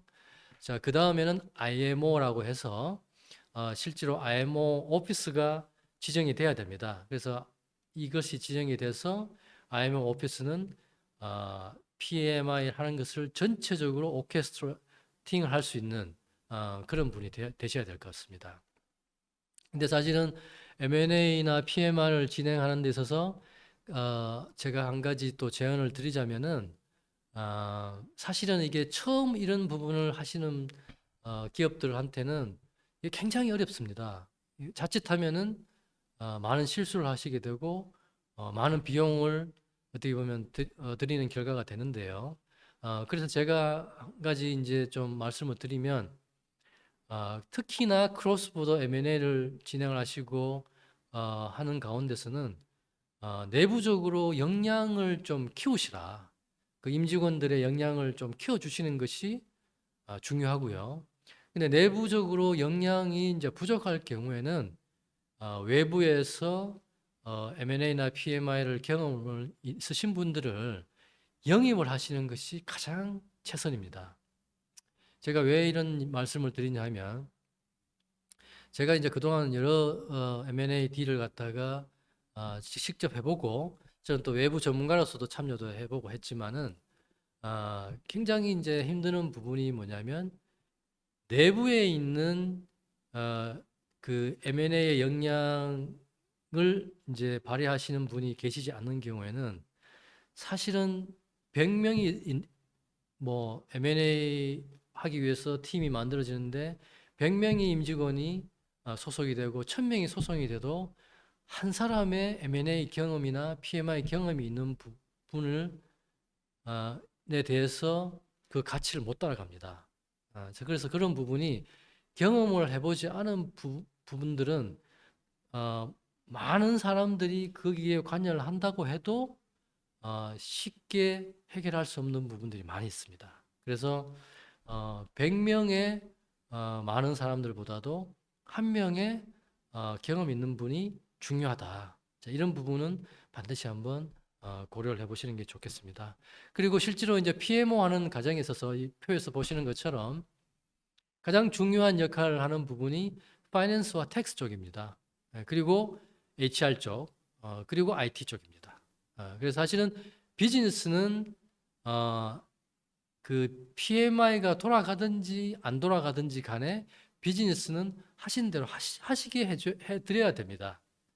그래야지 아니면 오히려 문제가 되겠죠. PMI 한다고 해서 비즈니스를 못하게 한다든가 이런 사태가 벌어지면은 오히려 어떻게 보면은 고객 측면에서 봤을 때는 굉장히 고객이 떨어져 나가는 어떻게 보면은 굉장히 안 좋은 결과가 나올 수 있겠죠. 이제 그런 측면이 있을 것 같습니다. 그리고 그 다음 페이지에서 이야기하고 싶은 이야기는 이제 커뮤니케이션에 대한 겁니다. 이거는 제가 다른 말할 필요가 없습니다. PMI를 하는 단계에 있어서 커뮤니케이션, 그러니까 새로 인수를 한 기업에 있는 임직원들하고 충분한 소통을 하시는 것은 이거는 베이직 중에 베이직입니다. 그래서 제가 이 PS에서도 커뮤니케이션이라고 세 번을 말씀을 해놨습니다. 이 이유가 뭐냐면 PMI 하는 과정에 있어서 어떻게 지금 흘러가고 있고 어떻게 진행이 되어 가고 있는지를 충분한 소통을 하셔서 키맨들이 다 회사를 떠나는 일이 절대로 일어나도록 하시면 안 됩니다. 그래서 소통을 계속해서 모든 구성원들이 안정감을 가지고 하던 일에 있어서 계속 잘할 수 있도록 해주셔야 됩니다. 자, 그러는 가운데 뭐 여러 가지 이제 기술적인 택틱한 부분은 많이 있는데요. 그런 부분에 대해서는 제가 자세하게는 말씀을 못 드릴 것 같고 오늘은 제가 이거는 아무리 강조를 해도 지나치지 않다. 바로 그런 말이 통하는 분야입니다. 커뮤니케이션은 충분히 하셔야 된다. 자, 그리고 흔히들 아시는 것처럼 Day 1 시나리오를 많이 이야기를 하죠. 자, 인티그레이션을 하는 어떻게 보면은 그 날이 이제 시작되는 날인데 이제 보통 보면은 뭐 30일 안에 이루어져야 된다. 60일 안에 이루어져야 된다. 90일도 이야기 많아지만 흔히들 뭐 이야기하는 부분이 100일을 이야기합니다. 그래서 데이 1부터 시작을 해서 100일 안에 많은 것들이 이루어져야 됩니다. 이게 왜 그러냐면 인티그레이션이 늘어지면 늘어질수록 많은 문제점들이 이제 노출이 됩니다. 늘어진다는 것은 피플 매니지먼트를 잘못했다는 것이고 또 늘어진다는 것은 리스크 관리를 못했다는 것이고 또 늘어진다는 것은 시너지 부분을 빨리빨리 못 잡아냈다는 이야기가 똑같습니다. 그러니까 이게 100일 안에 이런 부분을 굉장히 타이트하게 해서 중요한 부분은 딱 매듭을 져야지 늘어져 버리면 이거는 PMI가 실패할 가능성이 높아진다.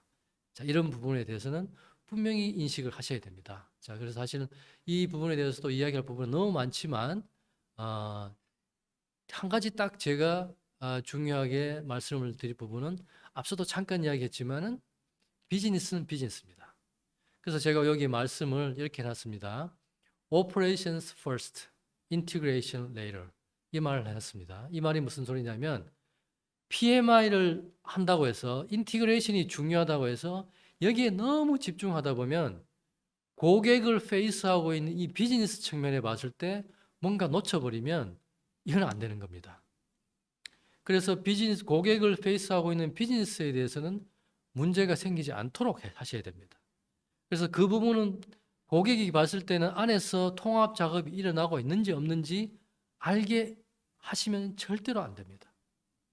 고객 눈에 봤을 때는 예전이나 지금이나 똑같구나는 부분으로 인식을 하면서 PMI를 하셔야 된다는 이야기예요. 이 부분은 꼭 명심을 하시기 바랍니다. 그리고 시스템 부분에 대해서는 사실 보면은 시스템 부분에 결정을 해야 될 부분이 자, A라는 기업의 시스템을 쓸 거냐, B라는 기업의 시스템을 쓸 거냐, 셀렉션이 문제가 생깁니다. 그리고 또 한편으로 생각하면은 그냥 선택하지 말고 따로 쓰지 뭐. 또 이렇게도 될 수 있거든요. 그런데 따로 쓰지 뭐 했을 때도 중요한 커뮤니케이션 툴이나 몇 가지 중요한 부분은 통합을 해주셔야 됩니다. 그래서 우리가 시스템 임플리멘테이션을 할 때는 특별히 더 갭과 프라이오리티 이슈를 잘 점검을 하셔가지고 어떻게 진행할 건지에 대해서 이야기를 하셔야 됩니다. 사실 이 부분도 엄청 큰 토픽입니다. 그래서 지금 오늘은 제가 시스템 부분에 대해서는 제가 꼭 드릴 말씀은 시스템 부분은 가장 나중에 건드려라. 가장 급하게 필요한 부분은 하더라도 중요한 레가시 시스템은 가장 나중에 손을 대야 된다는 부분이고요. 그래서 이 부분은 뭐 중요하게 생각을 하셔야 될 것 같습니다. 자, 그동안 이제 그래서 PMI에 대해서 쭉 말씀을 드렸고요. 이제 끝으로 자, 크로스보더 D를 진행하는데 좀 중요하게 반드시 생각해야 될 부분이 뭔지에 대해서도 제가 좀 말씀을 드리도록 하겠습니다. 자, 이 부분은 제가 넘어가고요. 자, 앞서서 제가 말씀을 드렸던 부분인데요. 자, 이제는 시대가 많이 달라졌습니다. 자, 우리 소부장 기업들이 미국을 진출한다든가, 그리고 영국을 EU 쪽으로 진출한다든가 하실 때 도메인 테크놀로지만 중요하다고 생각하시면 안 됩니다. 예. 많은 경우에 우리 소부장 기업들은 기술 중심의 어떤 기업 경영을 하시기 때문에 그 도메인 테크놀로지가 굉장히 중요하죠. 그죠? 또 기술 확보하기 위해서 우리가 크로스보더 M&A를 하는 경우가 많이 있습니다. 그런데 그 핵심적인 기술 부분을 확보를 하는 것도 중요하겠지만 우리가 미국이나 유럽 쪽으로 우리가 제조업 기반을 이전을 한다는 측면으로까지 생각하시면은 프로덕션 테크놀로지도 반드시 고려를 하셔야 됩니다. 왜냐하면은 미국이나 EU에 가서 공장을 운영을 한다든가 제조업을 한다든가 하는 경우에는 국내에서 하던 코스트를 생각하시면 절대로 안 됩니다. 2배, 3배가 높아집니다. 자, 그렇다면은 디지털라이제이션을 해야 된다는 겁니다. 스마트 팩토리 고민하셔야 된다는 겁니다. 네, 그 이야기를 제가 말씀드리는 거예요.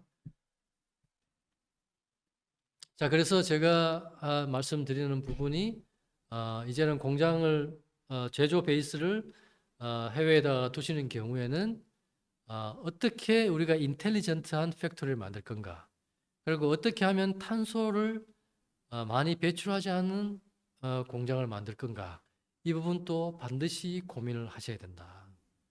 많은 인력을 투입을 해서 그러면 전통적으로 하겠다 고 하시는 부분도 있으시겠지만 그 레이버 퀄리티가 한국처럼 그렇지가 않습니다.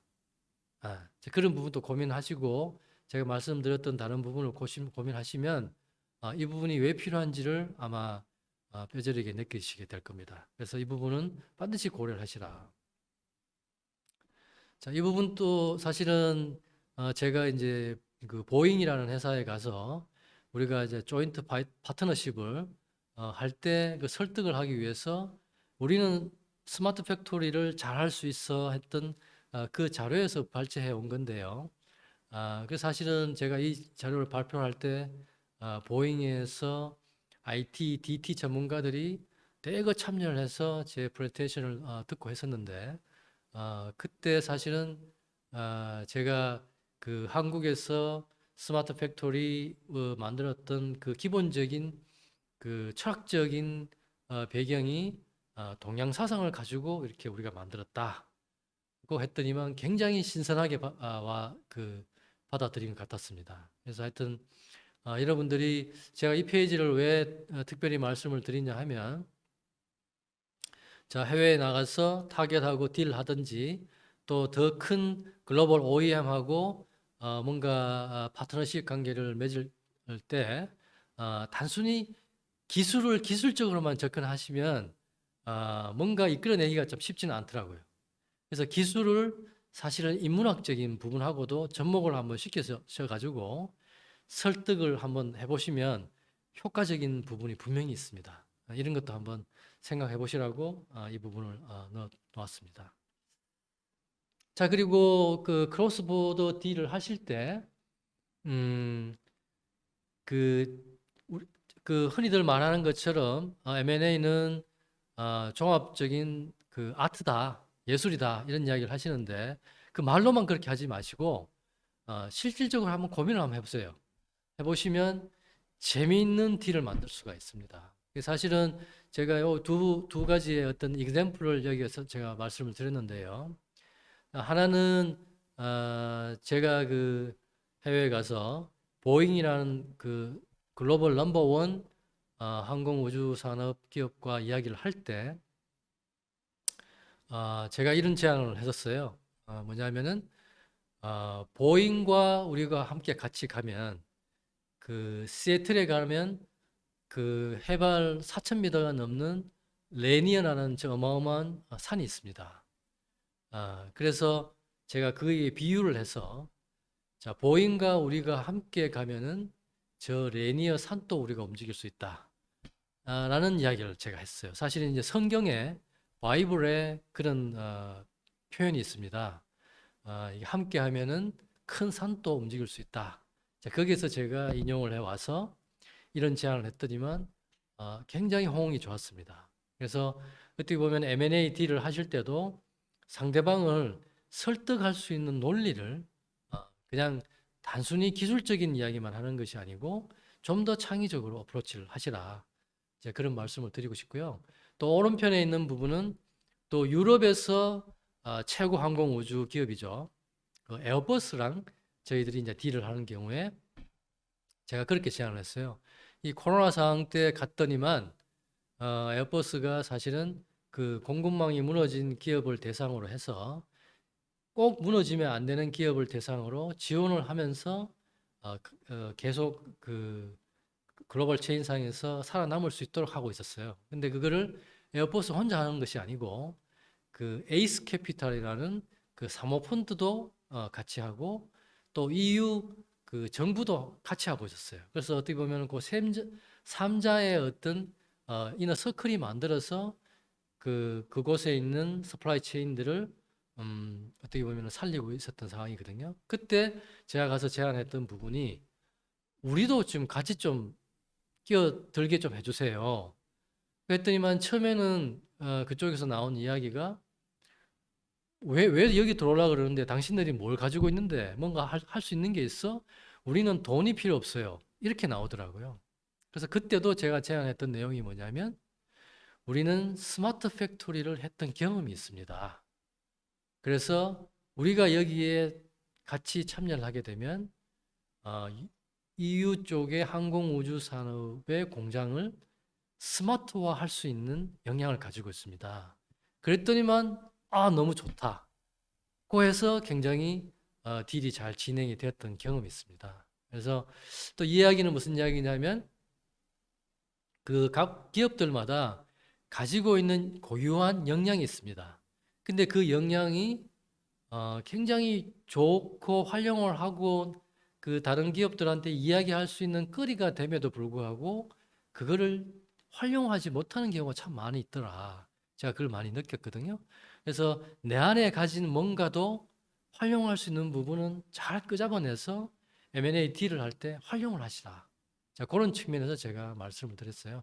그래서 결론적으로 이 페이지에서 말씀드릴 부분이 뭐냐면 모든 M&A 딜에는 창의적일 수 있는 거리가 분명히 있다. 그래서 창의적인 딜을 구조하시고 스트럭처를 하셔가지고 멋지게 딜을 한번 해보시라는 부분을 제가 말씀을 꼭 드리고 싶었습니다. 끝으로 하여튼 뭐 M&A 그리고 PMI를 잘 하셔가지고 그냥 단순히 M&A PMI가 아니고 지금 저희들이 오늘 이야기하고 있는 부분이 크로스보더지 않습니까? 크로스보더 M&A PMI를 잘 하셔가지고 월드 클래스 기술도 확보하시고 또 월드 클래스 매니지먼트 역량도 만들어낼 수 있는 그런 두 마리 토끼를 잡을 수 있는 그런 게 됐으면 좋겠습니다. 그래서 제가 우리 협회하고 제가 좀 도울 수 있는 데까지는 뭐 얼마든지 돕겠습니다. 해서 우리 대한민국의 소부장 기업들이 해외에 가서 멋진 딜을 하고 또 멋지게 성장할 수 있도록 뒷받침이 될 수 있는 부분이 있으면 되도록 그렇게 하겠습니다. 그래서 혹시 이제 제가 오늘 사실 시간 관계상 이야기를 많이 못 드렸는데요. 중요한 부분 많은 이야기를 해드리고 싶은 부분이 있어서 못 드렸는데 제가 사실은 그 시티 그룹이 예전에 한미은행을 이제 인수했죠. 그야말로 인바운드 크로스 보더 딜이었죠. 그때 굉장히 중요한 일을 하고 그것이 끝나고 난 뒤에 시간이 한참 흐른 후에 더 리얼 딜이라는 M&A 그리고 PMI에 대한 책을 제가 3일 인포마인을 통해서 냈습니다. 그런데 이 책을 보시면 이 책은 주로 이론적으로 쓴 것이 아니고 스토리를 다 엮었습니다. 그래서 많은 부분에 PMI가 어떻게 흘러가는지에 대한 많은 아이디어와 인사이트를 받을 수가 있을 것 같습니다. 한번 필요하시면 한번 참고를 하시고 그래서 혹시 이 책을 보시다가 궁금한 점이나 더 좀 많은 이야기를 나누고 싶으면 저한테 연락을 주시면 제가 기꺼이 답을 해드리도록 하겠습니다. 예, 감사합니다. 마지막으로 이뮤노포지 장기호 대표님의 해외 기술 도입 성공 사례에 대한 발표를 청해 듣도록 하겠습니다. 네, 안녕하십니까. 이뮤노포지의 공동 대표이사를 맡고 있는 장기후입니다. 오늘 저희 이뮤노포지에 대한 소개를 간단히 드리고 페이스 바이오로부터의 특허 인수 과정에 대해서 설명을 드리도록 하겠습니다. 먼저 저희 회사는 2017년 5월 16일 창립되었으며 안성민 공동대표와 저 장기호가 공동대표를 맡고 있습니다. 현재 24명의 임직원 수를 보유하고 있으며 그중에 박사학위 6명, MD 1명, 석사 11명 등 전문 인력으로 구성되어 있습니다. 현재 본사 위치는 금천구 가산 디지털로에 위치하고 있습니다. 안성민 대표에 대해서 간단히 소개해 드리겠습니다. 유전체학과 출신으로 신약개발 경험이 풍부한 의사 출신의 중개의학 전문가입니다. 현재 가천대학교 의과대학 교수를 역임하고 있고 또 길병원 가천유전체의과학 연구소장을 맡고 있습니다. WIN 국제맞춤암 컨소시엄 과학자문위원이고 IBM 온콜로지 데이터 이노베이션 카운셀 위원으로 있습니다. 아주대 의대를 졸업하였고 호주 멜번대에서 따로 단백유전체학 박사학위를 취득하였습니다. 저는 LG생명과학 바이오사업부장을 역임하였고 동아제약에서는 연구소, QC, 개발부, 해외사업부 등 다수의 부서를 두루 경험하였고 안국약품 바이오 본부장을 역임하였습니다. 다음 저희 회사의 주요 핵심 인력입니다. 이은규 부사장은 한양대 생명나노공학과 교수 출신입니다. 또한 가천대 연구부총장을 역임하였고 또 한국연구재단 기초연구본부장을 역임하였습니다. 또 미국의 다수의 벤처 회사에서 근무를 하였고 미국 드렉슬 대학에서 PhD 학위를 받았습니다. 김종원 부사장은 오송 첨단 의료산업진흥재단 출신으로 인디애나 대학에서 포닥을 하였고 부산대에서 박사 학위를 받았습니다. 당사에서는 현재 바이오 신약에 대해서 책임지고 있습니다. 김상대 상무는 당사의 CFO로서 현대모비스, 한국기술투자, YG 플러스 등에서 근무한 경험이 있습니다. 당사 미국 지사장인 짐 밸런스 박사는 우리 회사의 파트너사였던 페이스바이오의 R&D 헤드 출신으로 바이오렉서스 기술개발 부사장을 역임하였고 델타 바이오텍의 연구개발 이사를 역임하였으며 또 영국 브리스톨 대학 박사학위 출신입니다. 현재 미국에서의 임상 계획과 그 다음에 RA, 그 다음에 Manufacturing 그리고 글로벌 비즈니스 등을 총지휘하고 있습니다. 당사의 조직도입니다. 미국 지사장인 짐 밸런스 박사가 CTO 겸직을 하고 있고 그 다음에 이은규 부사장이 CQO, 그다음에 김정원 부사장이 CSO, 그다음에 김상대 상무가 CFO를 맡고 있으며 전체 7개 파트에서 23명의 직원들이 근무를 하고 있습니다.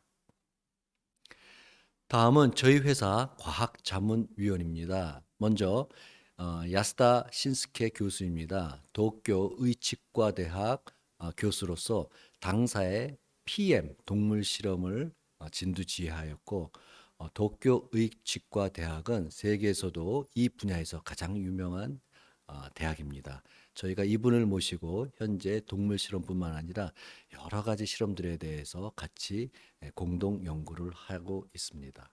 다음은 마이클 한나 교수입니다. UCL 퀸스케어 신경학 연구소 소장입니다. 아시다시피 UCL은 굉장히 뉴럴로지 분야에서 오래되었으며 유명한 곳입니다. 현재 IBM에 대해서 저희하고 협력을 하고 있는데 향후 저희가 PM, DM과 DMD 등의 임상이 끝난 후에는 이 IBM으로 임상을 진행할 예정으로 있고 그때 이분들이 많은 자문을 해주시고 리드해 주실 걸로 믿고 있습니다. 그 밑에 전인숙 교수님은 가천대학 약대 교수로서 저희 프로니글루타이드의 사쿠프니아 용도 특허의 원 개발자로서 저희 회사가 이 대학으로부터 특허를 양수 받았습니다. 그 외에 최영철 교수님은 연세대학교 의과대학 신경과 교수님이고 이은영 교수님은 서울대학교 루마티스 교수로서 저희 프로니글루타이드의 임상에 여러 가지 자문을 해주고 계십니다.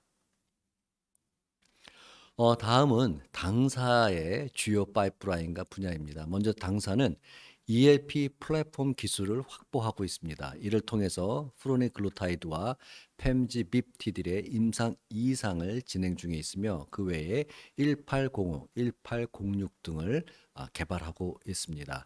이미 1808은 라이센싱 아웃이 완료가 되었고 자체 R&D 역량으로는 PF1802와 03이 있습니다. 그리고 KF1601은 대구 천복에서 도입한 개발 약물로서 ELP 플랫폼과 기술과 더불어 자체 R&D 역량을 보유함으로써 2025년에 성공적으로 IPO를 진행할 목표로 있습니다. 다음은 당사의 주요 파이프라인입니다. 앞서 말씀드린 대로 ELP 플랫폼을 바탕으로 개발한 파이프라인으로 프로니글루타이드가 있고 펜지빕티딜이 있습니다. 둘 다 모두 희귀 질환으로부터 FDA로부터 희귀 질환 등록이 완료되었고 위의 물질은 이미 임상 2상을 진행 중에 있고 아래 펜지빕티딜은 현재 임상 2상에 들어가기 위해서 준비를 하고 있습니다. 그 외에 PF1805, 06, 07 등이 현재 전임상 단계에 있으며 1809도 현재 전임상 단계에 있습니다. 그 외에 PF1802는 저희가 당사에서 직접 개발한 바이펑크셔널 프로테인 드러그로서 ALS 등에 대해서 현재 적응증을 타겟으로 현재 전임상을 진행 중에 있고 그 외에 1803은 골관절염 약물로 이제 저희가 전임상 중에 있습니다. ELP 플랫폼 기술에 대해서 간략하게 말씀을 좀 드리겠습니다. 저희 ELP 약물은 엘라스틴 라이크 폴리펩타이드입니다. 밤감기 연장 기술인데요. VPGXG를 반복시켜서 최대 200배까지 밤감기를 증가시켰습니다. 온도에 따라서 체외에서는 높은 용해도로 있다가 체내에서는 불용성 물질이 되면서 롱 액팅이 되는 그런 약물입니다. 생체 이용률을 증가하였고 약동학을 개선하였으며 환자 순응도를 높였고 이를 통해서 투여 편의성을 크게 개선한 그런 플랫폼 기술이라고 보시면 되겠습니다. ELP의 장점으로서는 말씀드린 대로 Sustained Release와 Renal Clearance를 통해서 1주에서 1개월 정도의 제형이 가능한 그런 약물 플랫폼이며 휴먼 프로테인 기반으로 낮은 면역원성을 가지고 있습니다. 또 페겔레이션과 같이 장기 독성 문제가 없고 융합 단백질로 발현되기 때문에 굉장히 생산이라든지 여러 가지 면에서 장점을 가지고 있습니다. 현재 저희는 이 ERP 플랫폼을 바탕으로 타사의 신약에 대해서 같이 연구하고 있는 오픈 이노베이션 전략을 취하고 있습니다. 위클리 혹은 만슬리 제형의 롱액팅 약물을 개발할 수 있는 플랫폼이기 때문에 케미컬 컨주게이션이나 프로테인 퓨전을 통해서 신약을 개발하려고 하고 있고, 타사의 신약 물질에 저희 EAP를 붙임으로써 이러한 글로벌 신약이 가능하다고 생각하고 있고, 현재 몇 회사들과 현재 공동 협력에 대해서 논의를 진행하고 있습니다. ERP 플랫폼의 확정성입니다. 현재 ERP는 non-exclusive한 모델로 많은 회사들과 계약을 할 예정으로 있습니다. 또 ERP를 바탕으로 롱액팅을 만들 수 있기 때문에 다양하게 환자 편의성을 개선한 그런 약물을 개발할 수가 있고요. 저희 이짐 밸런스 박사가 ERP 플랫폼을 바탕으로 다수의 신약을 개발했던 경험이 있기 때문에 여러 가지 면에서 공동 협력 모델이 성공할 가능성이 높다. 저희는 이렇게 보고 있습니다. 다음은 저희 중점 파이프라인에 대해서 말씀을 드리겠습니다. 프로니글루타이드, 팸지비티딜, 그다음에 PF1802 이 세 가지 물질에 대해서 말씀을 드리겠습니다. 먼저 프로니글루타이드입니다. 프로니글루타이드는 위클리 GLP-1으로서 PMDM에 대해서 임상 2상을 진행 중에 있고, DMD는 임상 2상 IND 승인을 받았습니다. 우리 프로니글루타이드는 롱액팅 GLP-1입니다. 현재 아시다시피 GLP-1은 굉장히 많은 질환에 대해서 적응증을 확장하고 있습니다. 항염증 작용이 있고 CNS에서도 효과가 있고, 또한 당사가 전 세계적으로 단독으로 보유하고 있는 근위축축 용도 특허를 바탕으로 사코프니아에 대해서도 큰 효과가 있을 것으로 생각을 하고 있습니다. 따라서 이러한 여러 가지 효과를 바탕으로 당사는 CNS 분야와 OA 분야, 그리고 안티 인플라메이션, 그리고 사코프니아 분야에 대해서 약물을 개발하고 있습니다. 프로니글루타이드는 위클리 GLP-1입니다. 저희 물질이 리셉터에 바인딩이 되면은 여러 가지 하부 패스웨이를 통해서 네크롭토시스를 저해하고, 그 다음에 머슬 프로테인 디그로데이션에 관여하고 있는 마이오스타틴이라든지 에이트로젠 1 같은 물질을 서프레스함과 동시에 마이오G나 마이오D 같은 머슬 프로테인 신서시스 유전자에 대해서는 부스팅하는 그런 효과를 가지고 있고, 이를 통해서 염증성 세포를 사멸함과 동시에 근단백질의 합성을 증가함으로써 근육을 강화하는 그런 작용 기전을 가지고 있습니다.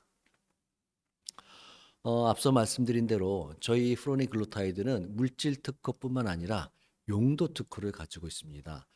이 GLP-1 계열의 약물들은 근위축증 관련된 질환, 즉 DMD, PM, IBM, DM 등 관련된 적응증으로 개발할 경우에는 저희 특허에 저촉되기 때문에 다른 어떠한 GLP 약물도 이 근위축증으로는 개발할 수 없고, 저희 회사만이 2036년까지 근위축증 관련 그런 적응증으로 개발할 수 있습니다. 따라서 저희 이 특허의 가치는 저희가 다른 특허 평가 회사에 의뢰해서 리뷰를 받았을 때 굉장히 특허 가치가 높고, 특허가 견고하고 권리 범위가 넓어서 굉장히 성공할 가능성이 높다라고 하는 평가를 받은 적이 있습니다. 프로니글루타이드의 적응증입니다. 더마토마이오사이티스와 폴리마이오사이티스의 적응증을 가지고 있습니다. 이 두 적응증은 근섬유가 파괴되어서 근육량이 줄고 근력이 감소하는 그러한 희귀 질환입니다. 따라서 일상생활이 점점 힘들어지고 심근 및 호흡근이 약화되면서 수명이 단축되는 그러한 희귀 질환이고요. 현재로서는 뚜렷한 치료제가 없습니다. 현재 치료법으로 쓰이고 있는 약물은 스테로이드나 면역 억제제가 전부이기 때문에 굉장히 시장에서의 언맷 니드가 높다, 이렇게 보실 수 있습니다. 저희 현재 프로니글루타이드의 개발 현황입니다. 일주 제형으로서 현재 임상 2상에 진입하였고 10개 국내 대학병원에서 임상을 수행하고 있습니다. 국내에서 PMDM으로 이렇게 많은 병원이 임상에 참여한 예는 없습니다. 따라서 저희가 대규모로 임상을 하고 있고요.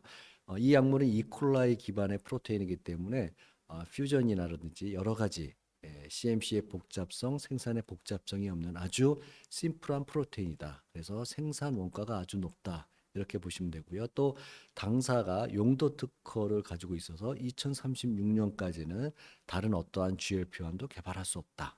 하는 장점을 가지고 있습니다.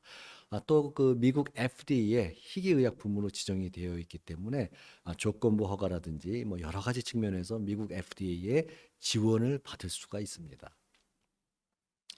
다음은 프로니글루타이드의 동물 실험입니다. 이 근육 기능을 개선하는 그런 동물 실험을 나타냈는데요. 저희가 그 스테로이드하고 병용 투여를 하였을 때 근육이 상당히 많이 높은 왼쪽 그래프를 보실 수 있고요. 또 기능뿐만 아니라 근육량도 상당히 올라간 그런 오른쪽 그래프를 보실 수가 있습니다.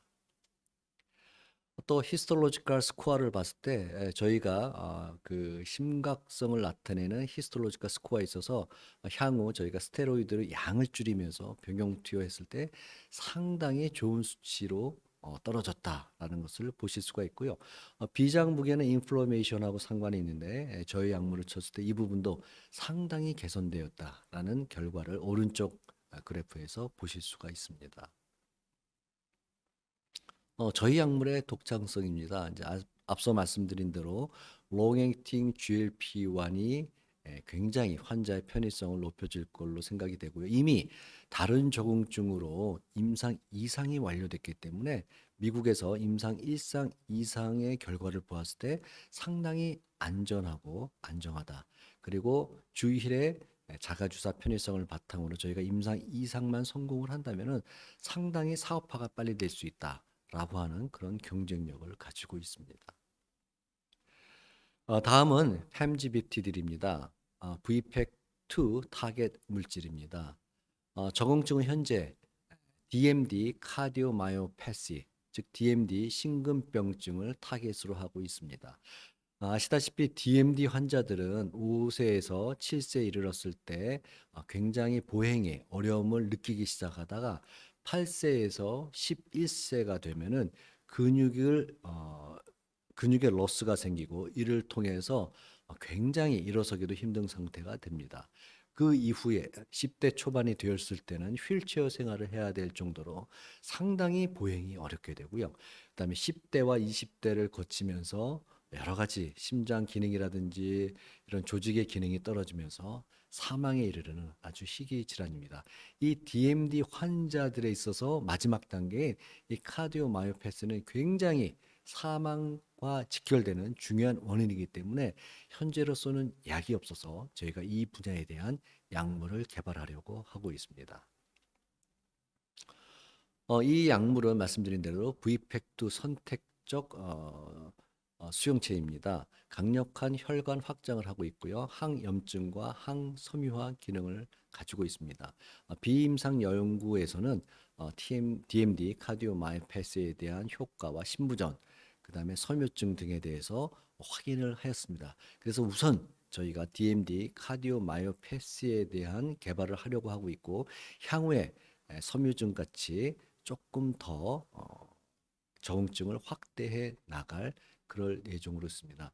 저희 약물은 VPEC1에는 결합을 하지 않고 VPEC2에만 결합을 해서 이 현재의 방광기를 60시간으로 늘리면서 여러 가지 면에서 부작용을 많이 줄였다. 이렇게 보시면 되겠습니다.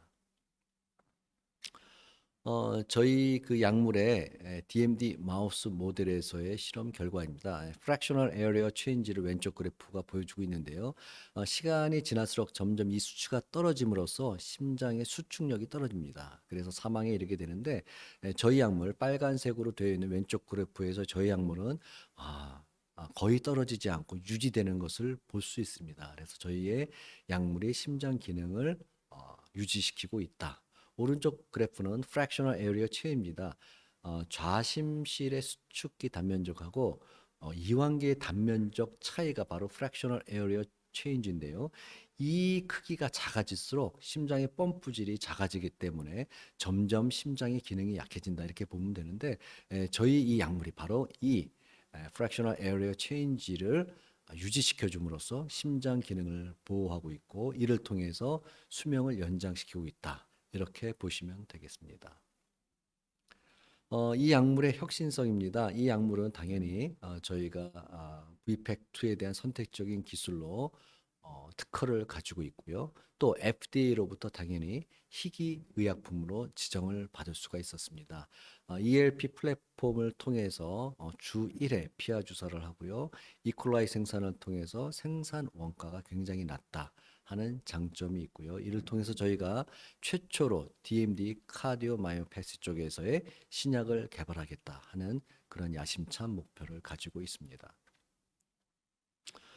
현재 개발 현황입니다. 임상 2상을 준비하려고 지금 하고 있고요. 이미 미국 대학 연구소에서는 동물 효력 실험이 완료되었습니다. 또 최근에 국책 과제에 선정이 돼서 30억 원에 대해서 국가로부터 지원을 받게 되어 있고요. FDA 희귀 질환 ODD 지정을 통해서 여러 가지 FDA로부터 지원을 받을 수 있을 것으로 생각을 하고 있습니다. 다음은 PF1802에 대한 설명을 드리겠습니다.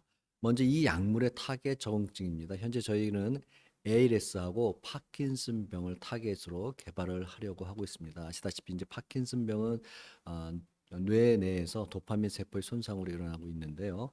아직도 제대로 된 약이 없어서 많은 환자들이 고통을 받고 있습니다. 또 루게릭병 또한 아시다시피 제대로 된 약이 없어서 환자 수는 점점 늘어나고 있습니다만은 환자들이 고통을 받고 있는 그런 대표적인 희귀 질환 중에 하나입니다. 파킨슨 시장 규모는 2026년이 되면은 약 100억 달러, 한 10조 이상의 큰 시장으로 성장할 수 있을 것으로 생각이 되고 있습니다. 또 환자 수도 점점 늘어나서 향후 2026년에는 한 280만 명 이상이 되지 않을까 그렇게 생각을 하고 있습니다. 죄송합니다.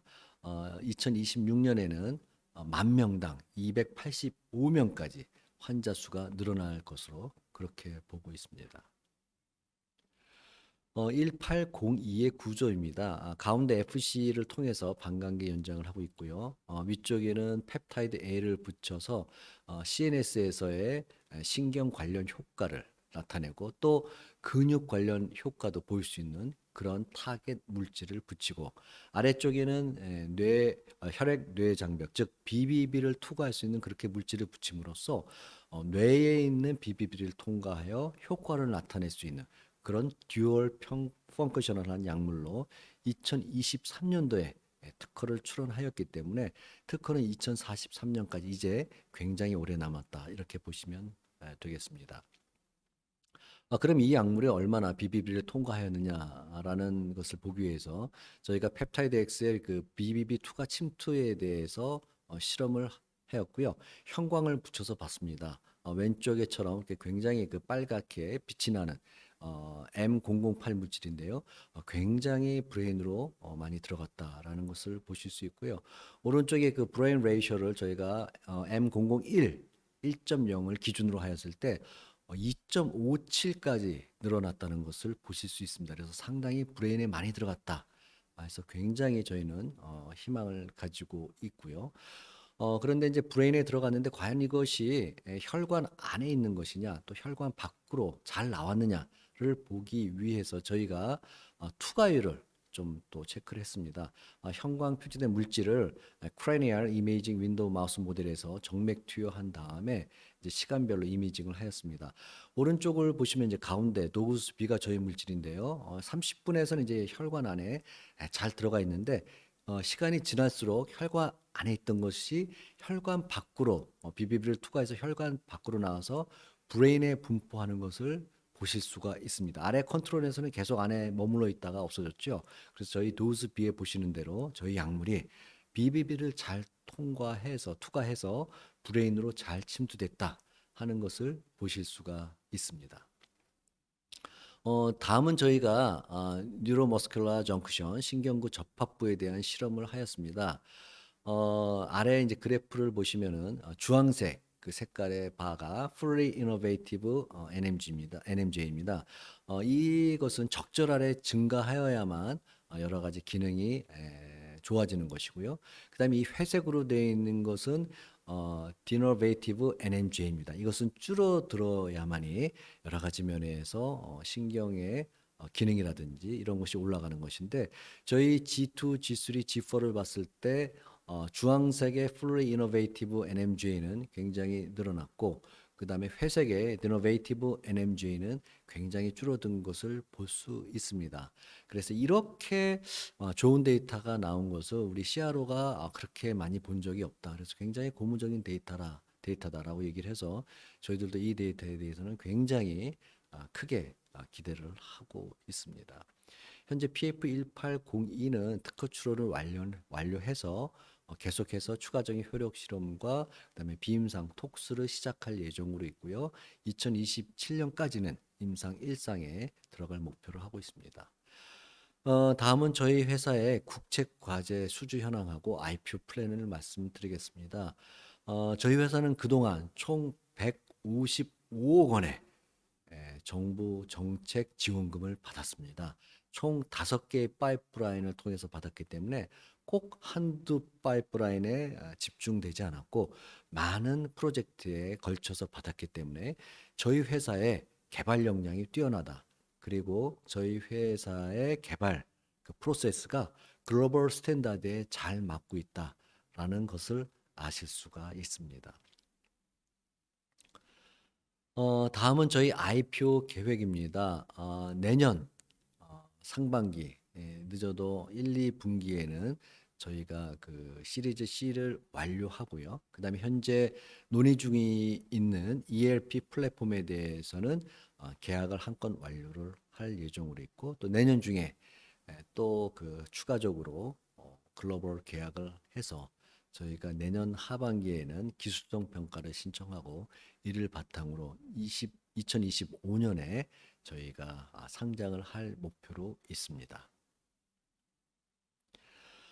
다음은 저희가 요번에 그 국책과제를 또 수주하였습니다만 미국 페이스바이오로부터 특허를 저희가 도입함으로써 이 과제를 이 특허를 통해서 저희가 앞으로 과제를 진행할 예정으로 있는데 어떻게 페이스바이오로부터 특허를 도입해서 저희 역량을 강화할 수 있었는지 그 성공 사례를 좀 말씀을 드리도록 하겠습니다.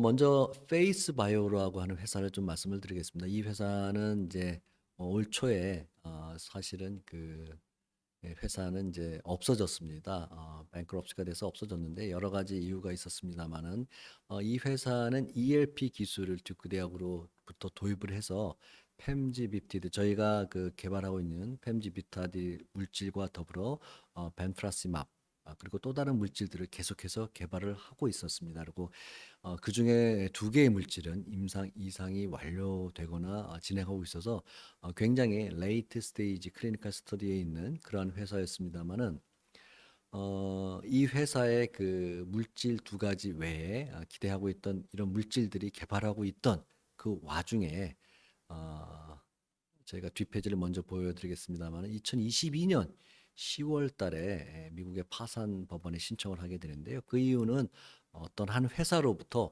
소송을 당하게 됐습니다. 그리고 개발에 관련돼서 여러 가지 개발의 과정들이 약속대로 되지 않았다라는 걸 통해서 소송이 제기가 됐고요. 이 미국 회사들은 어떻게 소송을 당했을 때 이걸 극복하는데 시간과 비용이 많이 드는데 또 페이스바이오는 또 벤처였기 때문에 향후 추가적인 투자 유치나 이런 것들이 어렵다고 판단을 하고 전략적으로 미국의 파산 법원에 파산 신청을 함으로써 자신들의 자산을 파이프라인들을 지키고 이를 매각을 통해서 최소한의 그 자산에 대해서 투자자들한테 배분을 하자 이런 전략을 취했습니다. 따라서 2022년 10월 달에 미국 파산 법원에 파산 신청을 하였고요. 챕터 11을 신청한 것이죠. 그래서 이를 통해서 파산 신청이 받아들여졌고 그다음 11월 4일에 옥션 Sales Hearing에 대한 통지가 있었습니다. 그래서 저희 회사가 이 특허는 굉장히 좋은 특허다. 그래서 ELP라든지 여러 가지 물질에 대한 특허에 대해서 저희가 입찰에 참여를 했고요.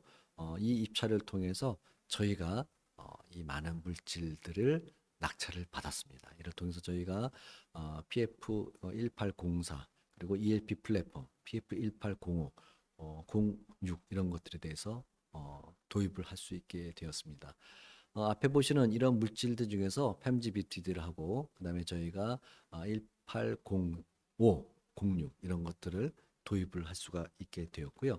앞서 말씀드린 대로 이 진 밸런스 박사, 이 붉은색으로 써 있는 진 밸런스 박사, 저희 회사의 이제 CTO를 맡고 있는 이 진 밸런스 박사는 당시에 페이스바이오의 부사장으로서 연구 개발을 총 진두지휘했었습니다. 그래서 저희가 이 자산 인수를 함으로써 저희가 진 밸런스 박사가 직접 개발하고 연구했던 품목이기 때문에 향후 저희 개발에 있어서도 훨씬 수월하게 또 성공적으로 개발을 할 수 있다. 이렇게 믿고 있습니다. 진 밸런스 박사는 앞서 말씀드린 대로 페이스바이오의 R&D 총괄이었고요. 바이오렉시스라든지 델타 바이오텍에서 연구개발 이사를 역임하였고 다수의 ELP 플랫폼을 붙인 신약에 대해서 페이스바이오에서 개발을 하였고 많은 특허 출원을 페이스바이오 있을 때 직접 이끌고 출원하였고요. 또 여러 가지 사업 개발, 특허에 대한 분석 등 많은 지식을 가지고 있어서 저희 회사의 CTO로서 앞으로 저희 회사의 성공과 발전에 큰 역할을 할 걸로 그렇게 믿고 있습니다. 이번에 저희가 페이스바이오의 파산 신청을 통해서 들여온 특허는 총 88개의 특허입니다. 우선 듀크 대학의 원천 특허가 41개, 34개의 등록 특허와 출원 특허 7개를 포함해서 41개이고요. 또 페이스바이오가 이 원천 특허를 도입해서 ELP를 붙여서 신약으로 개발한 파이프라인들로부터 나온 26개의 등록 특허와 21개의 출원 중인 특허를 특허 47개를 합쳐서 총 88개에 이르는 많은 특허들을 이번에 파산 신청 입찰을 통해서 저희가 모두 갖고 오게 되었습니다. 그래서 ELP에 대한 원천 특허도 저희가 완전히 글로벌 판권을 확보하였고요. 더불어서 PF1801, 04, PF1805, 06 등 많은 파이프라인에 대한 원천 특허도 저희가 확보를 할 수 있게 되었습니다. 이를 통해서 ELP 플랫폼뿐만 아니라 임상 2상에 진입하고 있는 PF1801 그리고 임상 2상을 준비 중에 있는 1804 그리고 단장 증후군의 1805와 CMP 1806 등 여러 가지 물질에 대해서 현재 저희가 많은 파이프라인을 글로벌 향으로 개발할 수 있게 되었다. 이렇게 보시면 되겠습니다. 저희는 이를 통해서 미래 수익이 극대화될 수 있다고 생각하고 있습니다. 페이스바이오에 지불해야 될 모든 비용이 다 없어졌고요. 그다음에 기업의 기술성을 강화함으로써 저희가 IPO도 더욱더 가능해졌다 이렇게 보고 있고요. 또 듀크 대학은 저희들의 이 원천 ELP 특허에 대해서 자신들이 항암제를 개발하고 싶다고 하는 의사를 타진해 와서 저희가 항암 분야는 다시 듀크 대학에 리버스 라이센싱을 했습니다. 그래서 듀크 대학은 항암제를 개발해서 사업화를 시킬 경우 저희들한테 러닝 로열티를 주고요. 저희는 항암 분야가 아닌 분야에서 사업화했을 경우 듀크 대학에 라이센싱 로열티를 주는 그런 공동의 협력 계약을 했다. 그래서 포괄적인 연구 협력 관계를 듀크 대학과 구축할 수 있게 되었습니다. 이상으로 저희 회사에 대한 소개와 그리고 페이스바이오로부터 인수한 ELP 플랫폼 그리고 특허에 대한 성공 사례의 발표를 마치겠습니다. 감사합니다. 이상으로 2023년 글로벌 기술 도입 온라인 세미나를 마치도록 하겠습니다. 유익한 내용을 발표해 주신 연사분들과 시청자분들께 진심으로 감사드립니다.